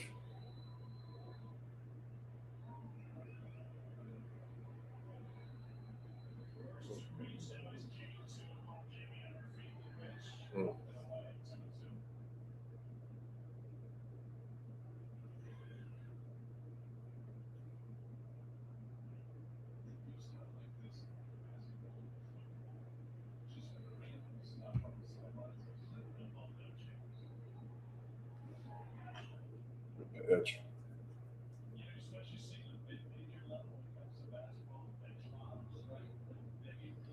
Tieford had 353 career strikeouts, second most in Georgia Southern history, fifth most in the history of the SoCon. Love that. Led the league with 122 Ks in 2006. It's a lot of fucking strikeouts in a Yep. season. It's a lot of strikeouts in a season.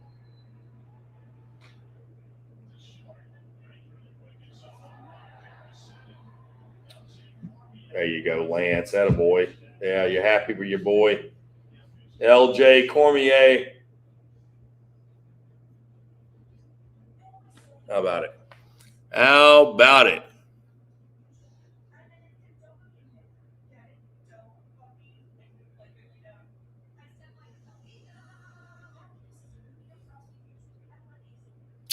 Kristen Holt says, my Hogs better host. I don't want to hear nothing else, but we hosting second most quad one wins in the country. 19 SEC wins. Sounds like a host to me. They're right on the They are. They're They're right on the edge. Right on the edge. Michael Wolf, that's why I checked, because I was checking to see. Yes, I remember when Tim Hudson was the Auburn pitching coach. Oh, Yeah. yep. I was curious if he still was. Tim Hudson was nasty with the Braves. Nasty with the A's as well. Legend. But I remember him vividly with the Braves. Yep. Wow. Will Davis. Happy for you, Will Davis. Happy for Lamar. I just watched his interview. That was good. Happy for him. Yeah, that's awesome. The best time of the year. I love that. Seeing teams and programs get to the postseason for the first time.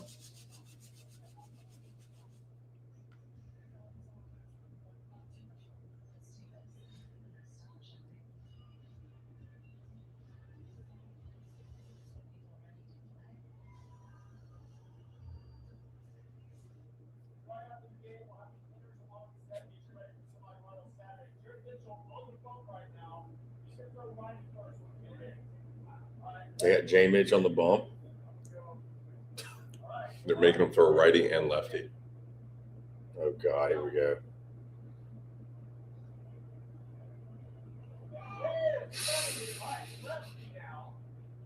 I think lefty's going to be slower. You got the yips lefty. Told you. Is he lefty? He threw lefty from the outfield. What? They're like, so he threw lefty from, yeah. So Jared was a high school quarterback, and he threw righty and was like a D1 recruit. But then if you remember, he was a D1. I know he was a lefty hitter. Yes.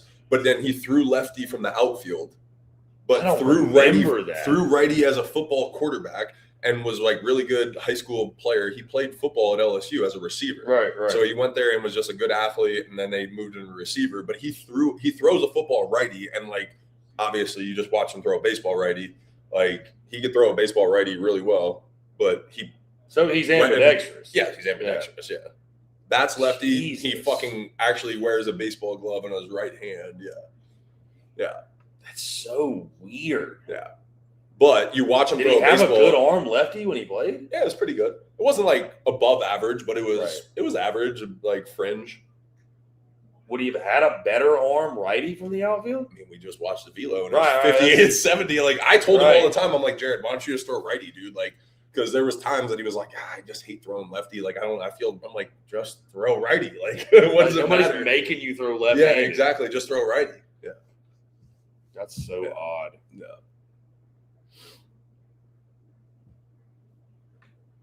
But even just watching that, it looked more natural righty, like throwing did. that baseball, Yeah, I just mean, picking it up. Yeah. You watch him like run around and scramble and throw a football, you're like, you're an NFL quarterback. It's unbelievable.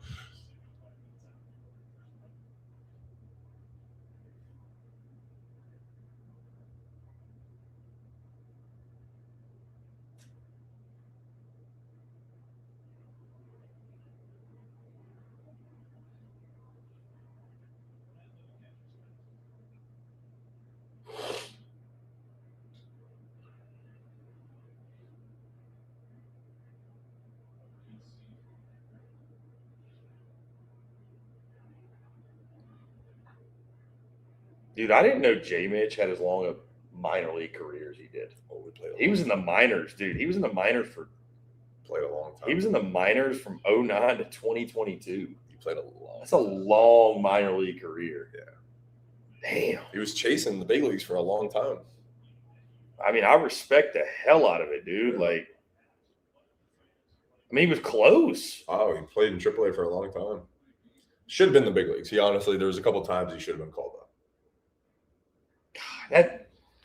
Ooh. Ow. Yeah, that sound. That's- You heard that? Yeah. It was like a slap.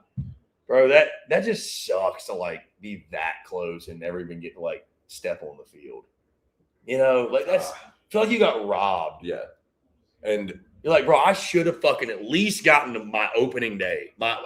Give me one AB. something. One. Dude, I can't tell you too. Like, I think that's why he hung on so long too. So I don't know. So in 2009, we won the championship. He was the most outstanding player. He was like 16, 17. I can't remember what pick he was overall, but he was picked before Mike Trout. Picked before Mike Trout. 19th overall, maybe something. 23rd pick. Okay, 23rd, yeah. By the White Sox. Yeah, and Trout was like 27th or something. Like, crazy. So that's 2009, spring training 2010. I'm at LSU. He's literally in big league spring training, and people are on ESPN being like, is Jared Mitchell going to make the major league team? Like, all this shit out of spring training, their first round picks dominating. Listen to this shit. The second to last day of spring training, they tell him before the game, hey, Jared, you did a great job this spring. We're going to start you in AAA, though. Like, you know, you're our first call this year. You did great. We're going to let you play today. But after the game, go down, you know, like blah, blah, blah. You're sent. But like, he wasn't on the roster, so it's not an official move, right? So he doesn't get big league pay, anything. That day, he goes out to the game. He scales the wall and robs a home run, but his foot gets caught in the wall and like tore his ankle and ligament. And he had season-ending surgery. He was never the same. Like, he'll never make that excuse and say that, you know, it's not an excuse, but he was probably never the same. And like, it was just different after that. But I guarantee if you go, I think he was literally hitting 500 that spring. Like, he was playing every day in center field for them to the point that, like, again, he was making them make a decision, stealing bases, you know, where he's riding that 2009 wave of like being the most outstanding player and all that shit. And it's like, then you take a whole year off from playing, you know what I'm saying? And you're based on athleticism and all this shit, and you're not the same player, you know what I'm saying? So all that combo, I think, really took away from who he was as a player and an athlete and all that shit. And again, the naked eye, you would never look when you watch him play. You're like, no, he's the same dude. But maybe to him, maybe, you know what I'm saying? Like, all the little things, it was just, there was something different. And again, not making an excuse for the guy at all. And he would never say that, but it was just something that you're just like, huh. Looking back, hindsight, you know, 18 years later, is like, what would have happened? Yeah, what would have happened if he didn't have that injury, you know? Like, never knew that. Yeah.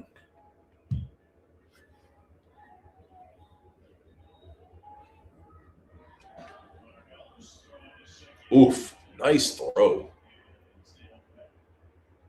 The fact that he made that close was crazy.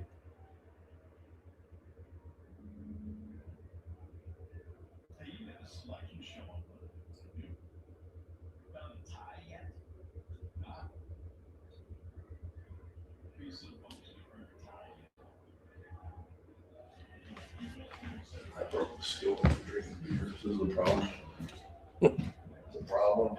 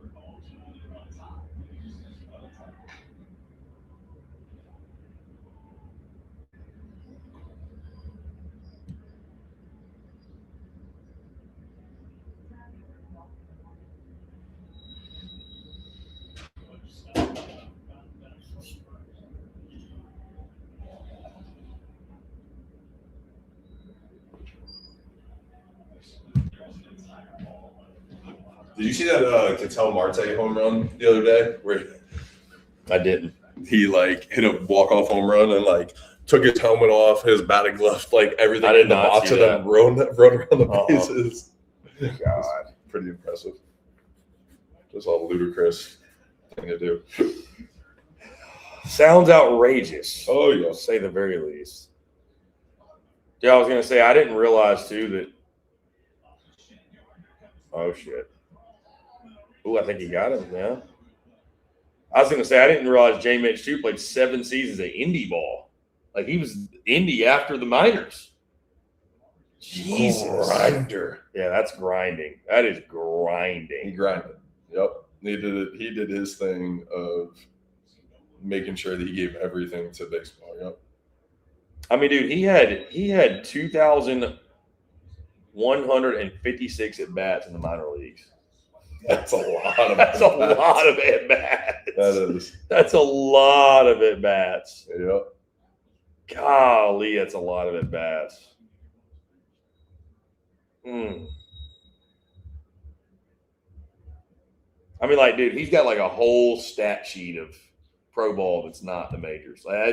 I'm not even saying it's just like that's a lot of professional baseball. It is. That's a career, dude. That is It's a career career. of professional baseball. Yep. A lot of baseball for Jared. A lot of baseball. Good on him. Yep. Love the guy. All right, I'm doing one more outlaw. One more outlaw while we finish this game. Kane says, Anthony, did you ever play with the Cards or the Braves? If so, do you remember a guy named Tyrell Jenkins? Oh yeah, played against him in AAA a lot. Never in the big league. In the big leagues, I think. But definitely Memphis Redbirds, I think is right. Yeah, Memphis Redbirds. Yep, played against him a lot there. 2 years in 15 and 16, I believe. How much film did you watch when you would have a startup coming against the team? You know what's funny is film wasn't as readily Really? available. Yeah, so I would, but it wasn't like. So in the big leagues, yes. Wasn't so common as it is Yes, now? in the big leagues, 100%. So in the big leagues, what I would do was there was like 3 or 4 pitchers that were very comparable to me, and as far as like stuff wise. And yes, I would go into the film room and I would watch fucking endless at bats of these guys, how they would attack the team that I'm facing, the lineup. You could literally go in and be like, Chris Tillman, 1-1 counts against Manny Machado, and be like, okay, cool. Like this guy does this against this guy this many times and Machado, blah, blah, blah. All right, cool. Now I have my game plan against this guy. You know what I'm saying? But in college, there was not as much of that. So I could maybe go back and watch their game the day before, the week before or something like that. But it was not as proficient as it was in pro ball. Pro ball in the minor leagues, it was barely anything. Like there was no resources really. Right. I think I had more resources with LSU than I did with minor league baseball. Really? Yeah. I bet you it's way different now because they have TrackMan and so much other shit. You know what I'm saying? But And I'd assume in pro ball, there's like, I mean, I'm sure your pitching coach is there as a resource, but it's more on you to do all that. Yeah. They're not like holding your hand, obviously, of like, come on, like make sure you study up, like it's like this is your job. Yes. And it was a little different with me because like some of the pitching coaches had responsibility as like the top prospect. You had to do certain things. They had to put in their reports, but for the most part, they were like, hey, this is what you got to do, dude. Right. And you're just like, okay, like I got to go do it. And like, I can come get you to be like, hey, can we go watch some film and you give me your thoughts on this is what I'm thinking, but they want you to think for yourself. You know what I'm saying? First, they're not going to be like, yeah, let me tell you what you should be seeing here, type of thing.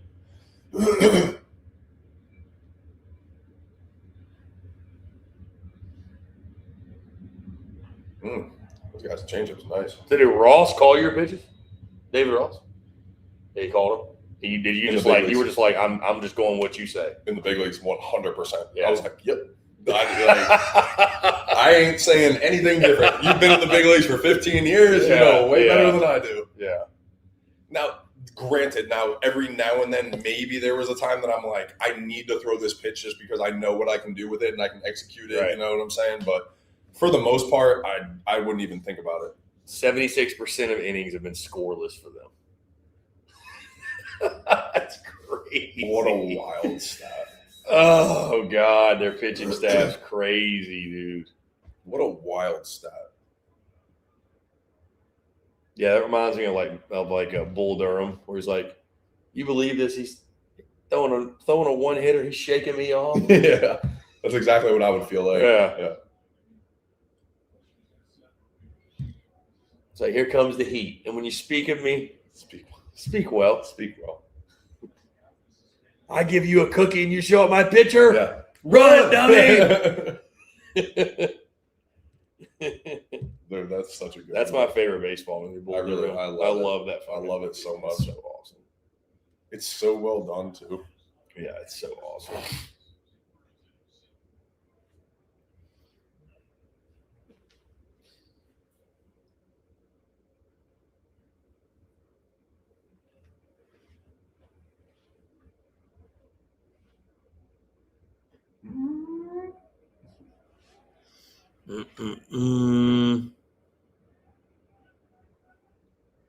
How far of a drive is it for you from here to Nashville? 3 hours. 3 hours, yeah. Michael Wolf says, Anthony, did you ever cross paths with Brian Johnson when he was in and out of the Red Sox organization? Said he wore a path between Boston and Pawtucket. Yep, me too. Him and I played together with Pawtucket, played together. I think we played together in the big leagues, honestly. I can't remember, but yes, we crossed paths a lot. You remember that name? Florida, lefty pitcher. Yeah, he was a yeah. hitter and pitcher. Yeah. He actually, if you remember, Zanino threw a fucking ball off his head. So that was him. That was might him. have been SEC tournament. Yeah, when he like ducked down. Yep, he dug down and fucking Zanino dinged him and fucking crushed him. He was like, I would have loved to have been on a fly on the wall with Sully. And being like, "Are you fucking kidding me?" Oh, like, I can't even imagine. my first round lefty pitcher is my knocked out God. and he's concussed because my catcher knocked him out. I Can can't you even imagine. Oh, I'd love to be a fly on the wall with Sully. And he was a great hitter, right, chat? Like that's he was an All-American hitter and pitcher. I was like, he was both. Yeah. Oh my God, I would love. He was the man, though. He was. I Brian Johnson can't was the man. imagine what Sully was saying. I can't imagine. Hey, Chad, if you're asking, what about Austin Maddox? Oof, we don't talk about that guy.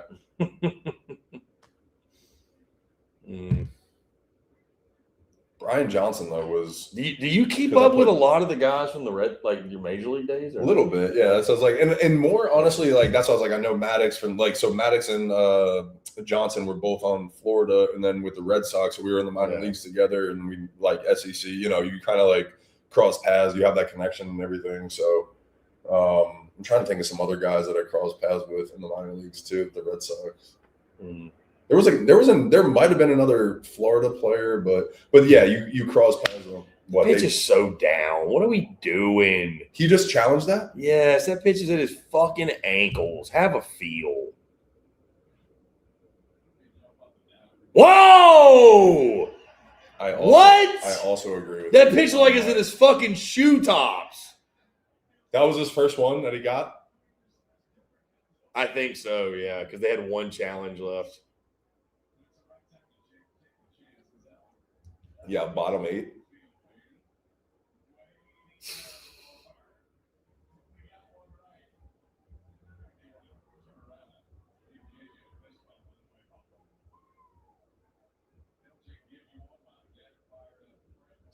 I think his dad's like, wow, all right. Definitely wasn't a strike. We'll take it. I wish I had that shit. Yeah, right? Dad's like, that shit's crazy.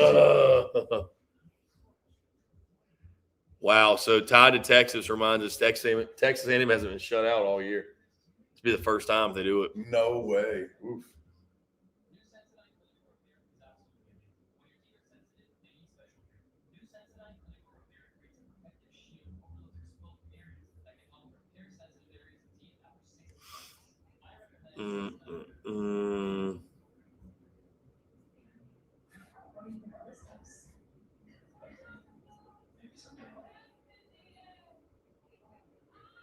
Yeah, Kane says Tyrell Jenkins got drafted out of his high school. Yeah. I think his AAA was with Gwinnett with the Braves, ended up pitching like 10 big league starts. Was wondering if y'all cross paths. Caden says the zone is damn near as big as the state of Nevada.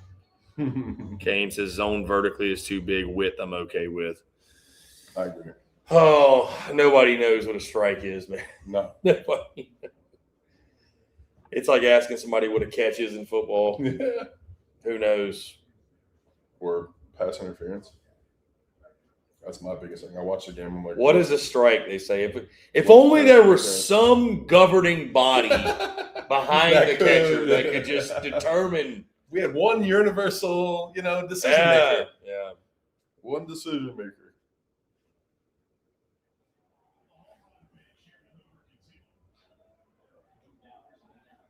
What time the game start tomorrow? 12? Yeah, dude. All right. Yeah. I think I'm gonna push my flights. I want to watch. Yeah, But those will is be- that those is will that the be Georgia, Florida? Florida's Yeah, I noon, want to watch yeah. that game. Yeah, those will be awesome games. I might. So what's your? Are you driving tomorrow after everything? Driving home Yeah, tomorrow night. after the second game? Mm. Yeah. I got to be back on Sunday, like semi early. So I'm trying to decide if I should, because it's actually not that bad of a drive. To 10 Michigan? hours. Yeah, 10 hours, because it's really not terrible. So I was thinking about maybe breaking it up and doing, like, staying for the 12 o'clock game tomorrow and then renting a car and driving and going like halfway and then getting up early Sunday morning and driving. So I don't know. Well, They'll be fun tomorrow. I know. I want to go. I want to. And we got the I know. hospitality. When you said that, I was like, oh boy, I think I got to change my flight.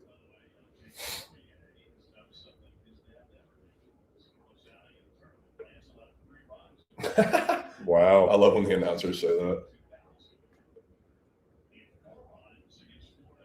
Called my dad today and told him I was here and everything, and he reminded me. He was like, that's where you got your first college win and everything. And so I was like, yeah, I think I told that on the show the other day. It's pretty awesome. Yeah, it was cool. It was like that's why I called him. I was like, dude, I remember when you came my freshman year. I wasn't really pitching that much, but he was like, I want to come anyway. Like, this is cool, like.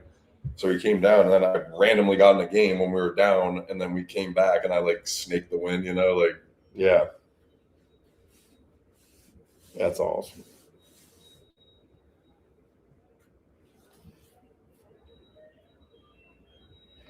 Boy, oh boy, Auburn has just dominated this fucking game. Yeah.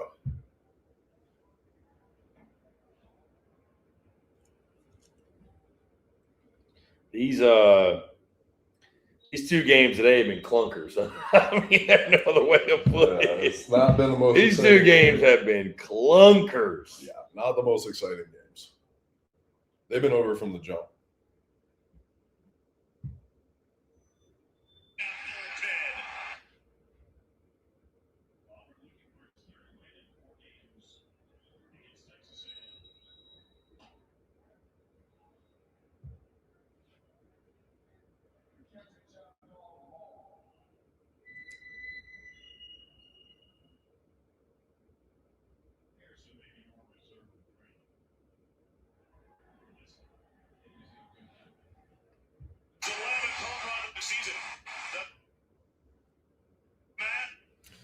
I'm charging my phone, and then I might call Yeah. Hoover and get out of here in a little while. Everything's working for Auburn.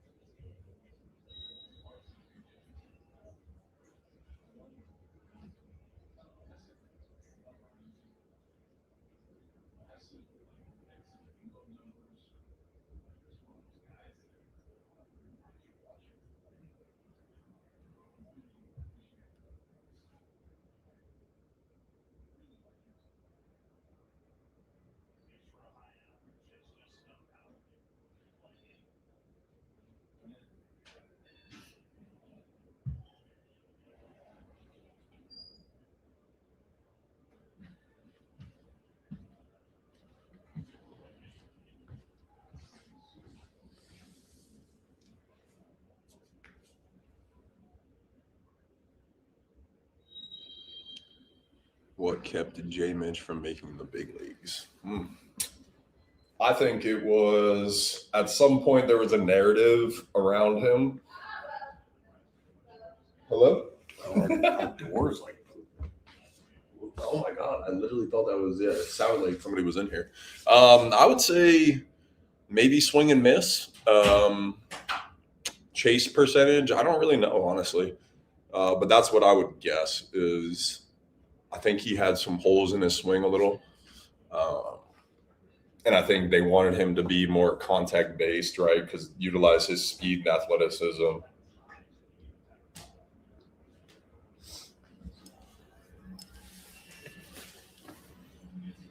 All right, here we go. 3 outs. 3 outs. Aggies have not been shut out all season. Cormier's back on the bump. Throws back out. I love it. They're giving him the shot to do it in front of Pops. Get the job done, son. This is super clutch too. He's picked up like 4 innings. Like this is they haven't used anybody. Yeah. Yeah, they're in a good position. Auburn's gonna win. Wow, I crushed these elbows. I had 4 of these. They're good? Yeah, solid. I'm having my 5th. 5th at the bottom of the 9th. They're very, dude, 9 would have been no problem. Yeah, we could have. On a mission, 9 will be no problem. Yeah. We also started this in the 2nd or 3rd inning too. That's true. Yeah. That's true. We started late.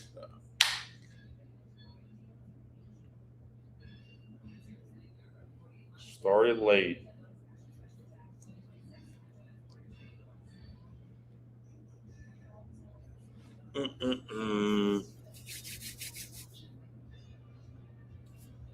Southern Miss down. Wow. Down 3, bottom 9, and hit a walk-off grand slam to beat Troy. What they did? Yeah. Oh my god. Wow.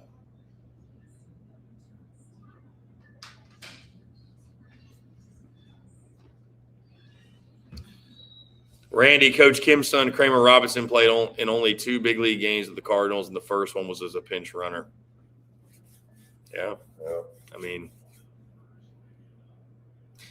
I feel like, not all of it, but like to make it to the big leagues and like have a, like you need some luck from the standpoint of like almost like the path has to be cleared for you. Oh, there has to be a spot for you. 100%. You know, like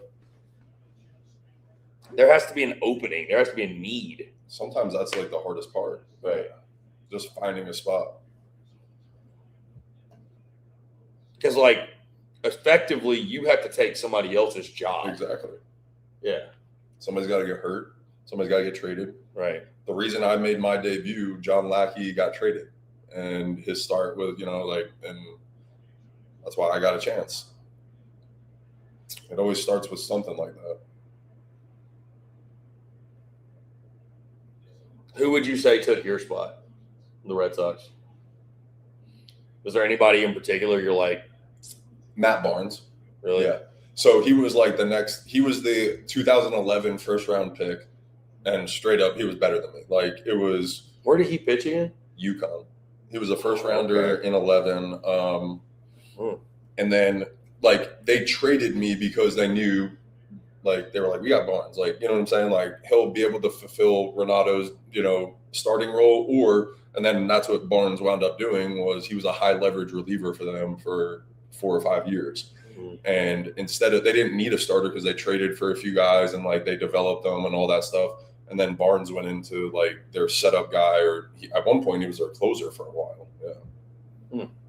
So I think he was the piece that like was replaceable for the Red Sox, where it was like we can build around Barnes and Ranaudo isn't who maybe we thought he was, and we can at least get some pieces back. You know what I'm saying? Like, and get something for Ranaudo and then build around Barnes. That's at least what, if I were the GM, that's what I'd be saying. Like, you know what I'm saying? When I look at my career, Barnes was let's call a spade a spade. It is what it is, It's a cutthroat game. It is. It is what it is. He was better. And then Brandon Workman too, actually. That's the other guy. So if you remember that name, he pitched for Texas in the championship series against us. and he was our second round pick the same year as me. He actually made it up. Actually, Brandon Workman was probably the right answer. In 2013, he got called up. We were the same draft. He got called up to the big leagues, and I was in AAA, and he was on the big league roster, and he was like the 6th, 7th inning guy, like ate up valuable innings, and like we had similar pitch repertoires, you know. So like, I think he was the guy that actually probably took my like opportunities and stuff, my real opportunities. But I think Barnes was the guy that they were like, we could build around, and Ranaudo's disposable, you know.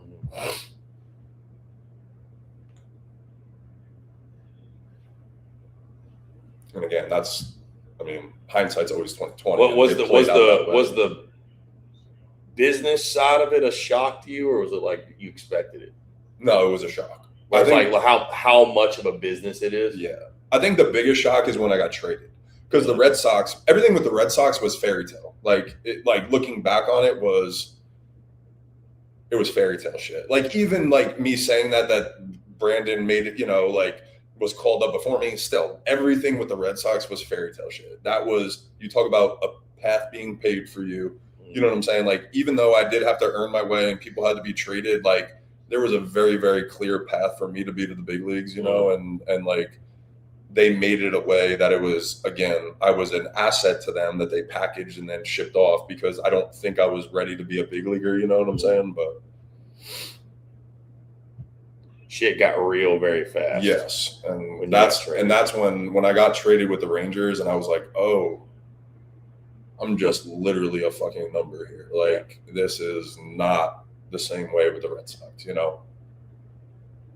And then again, looking back on it, right, if I were the Rangers and I acquired this piece that I traded some 10th rounder for that gave us value in the big leagues, it's just a lanyard, you know? And it's like, all right, if the Ranaudo guy pays off, we look like a fucking genius. If not, who fucking cares? We actually got crazy value out of this guy that we just traded, you know what I'm saying, as a 10th rounder. Yeah. So it's like, right, if Ranaudo doesn't work out, who fucking cares? And that's what I was to them. It was like, all right.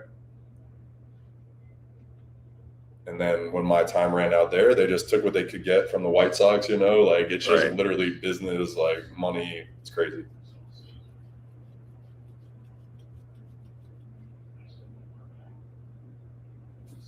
Tied to Texas, Auburn has shut out 6 teams so far this season. Winthrop twice, Mizzou, South Alabama, Alabama State, and Kentucky.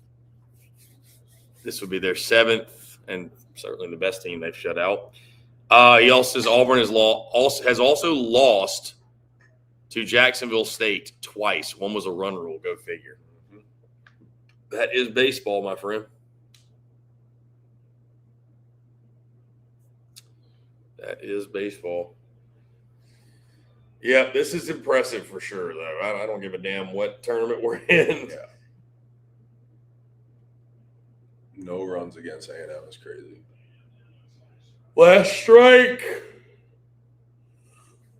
Last strike. Is he going to throw him that changeup again? Because he just set gotta him up. go to it, bro. That's your He pitch. just set him up. He just set him up. Yeah, for that's your pitch. You want the elevated fastball, now you go down and away. And there it is. Woo! No. If this is a strike, Chris. That one actually looked pretty good to me, I thought. I mean, he just – I want it. I'm a pitcher, but I'm like, he oh went my the God. tap so fast. Oh! God! Wow! Oh, my. That's crazy. Can we see that we didn't even get to see, like, the square and the – nothing. Wow. Oh, my God. You know what this makes me think? Like, imagine like Game 7 of the World Series ends on a fucking. Yeah. Somebody has like a painting in their house with a Yes. catcher. Fucking, I'll never forget where I was. When that catcher tapped his fucking head. Oh my God. That fucking ABS shit. Amazing. And everybody was looking at the scoreboard like, what? That is- Oh, it was a strike. Okay. Game over.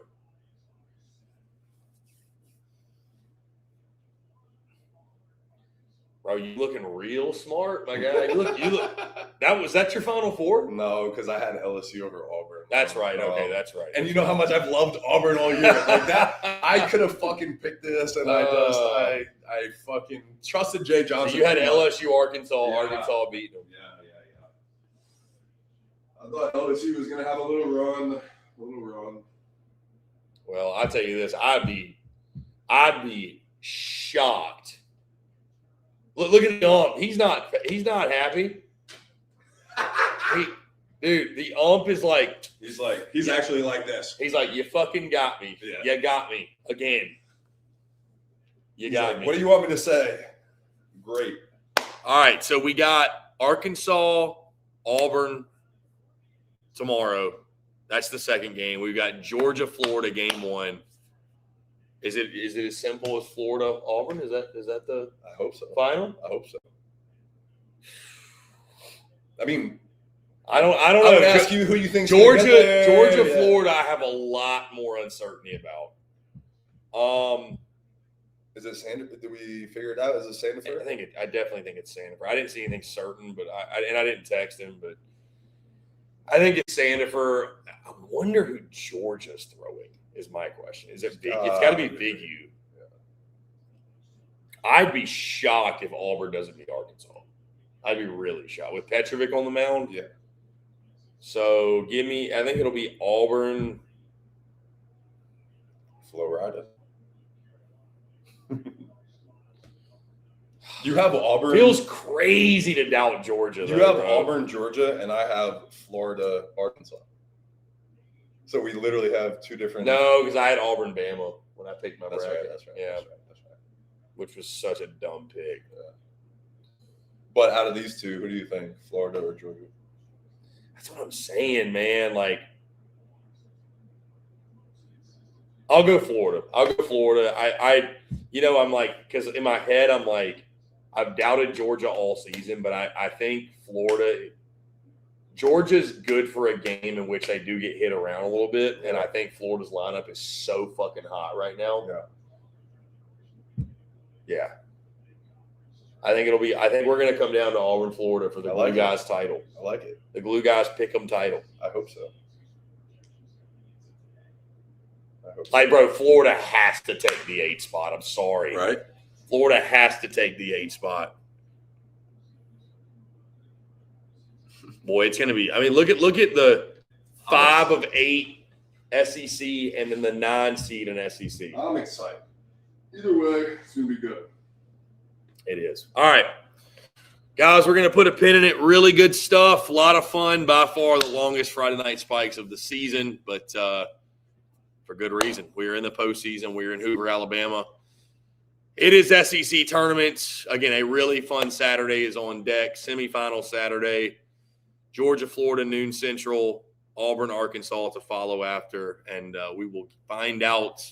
We'll know this time tomorrow night who is in our championship game on Sunday. So, anything else? You good? We're good? Good to call it? All right, cool. Thanks, Great stuff. guys. Yeah, absolutely. Appreciate our friends over at Outlaw. I promise the 999 challenge will actually get done. We will make it happen at some point. We will. It is going to happen this postseason, and the hot dogs will be grilled. I can assure you. So, guys, in the meantime, again, make sure, as always, hit that like and subscribe button on YouTube. Check us out where you get your podcasts all across your favorite social media platforms, as well as our website, secunfiltered.com. Follow him at Anthony_Ranaudo. Follow me at CPhilly19. Stay tuned. All the content bleeding out the eyeballs. And we'll be back on Sunday. Sunday after the championship game. We'll go live, recap who won it, talk a little bit, of course, about the week that was in Hoover, and maybe even talk a little bit of postseason picture as well, because at that point, we should have a pretty good idea. And then Monday, going to be a really, really fun and really exciting day as we'll react to the full bracket. We'll give our immediate reactions, immediate thoughts to the way things shake up, who gets the top 8 national seeds, who's hosting, who's traveling, and what everybody's path to Omaha looks like. So, and we'll also crown on Sunday, by the way, a Glue Guys Pick'em champion. So that'll be big. Is it Auburn? Is it Florida? Is it you? Is it me? We'll see. So Feel good about Florida. As you should.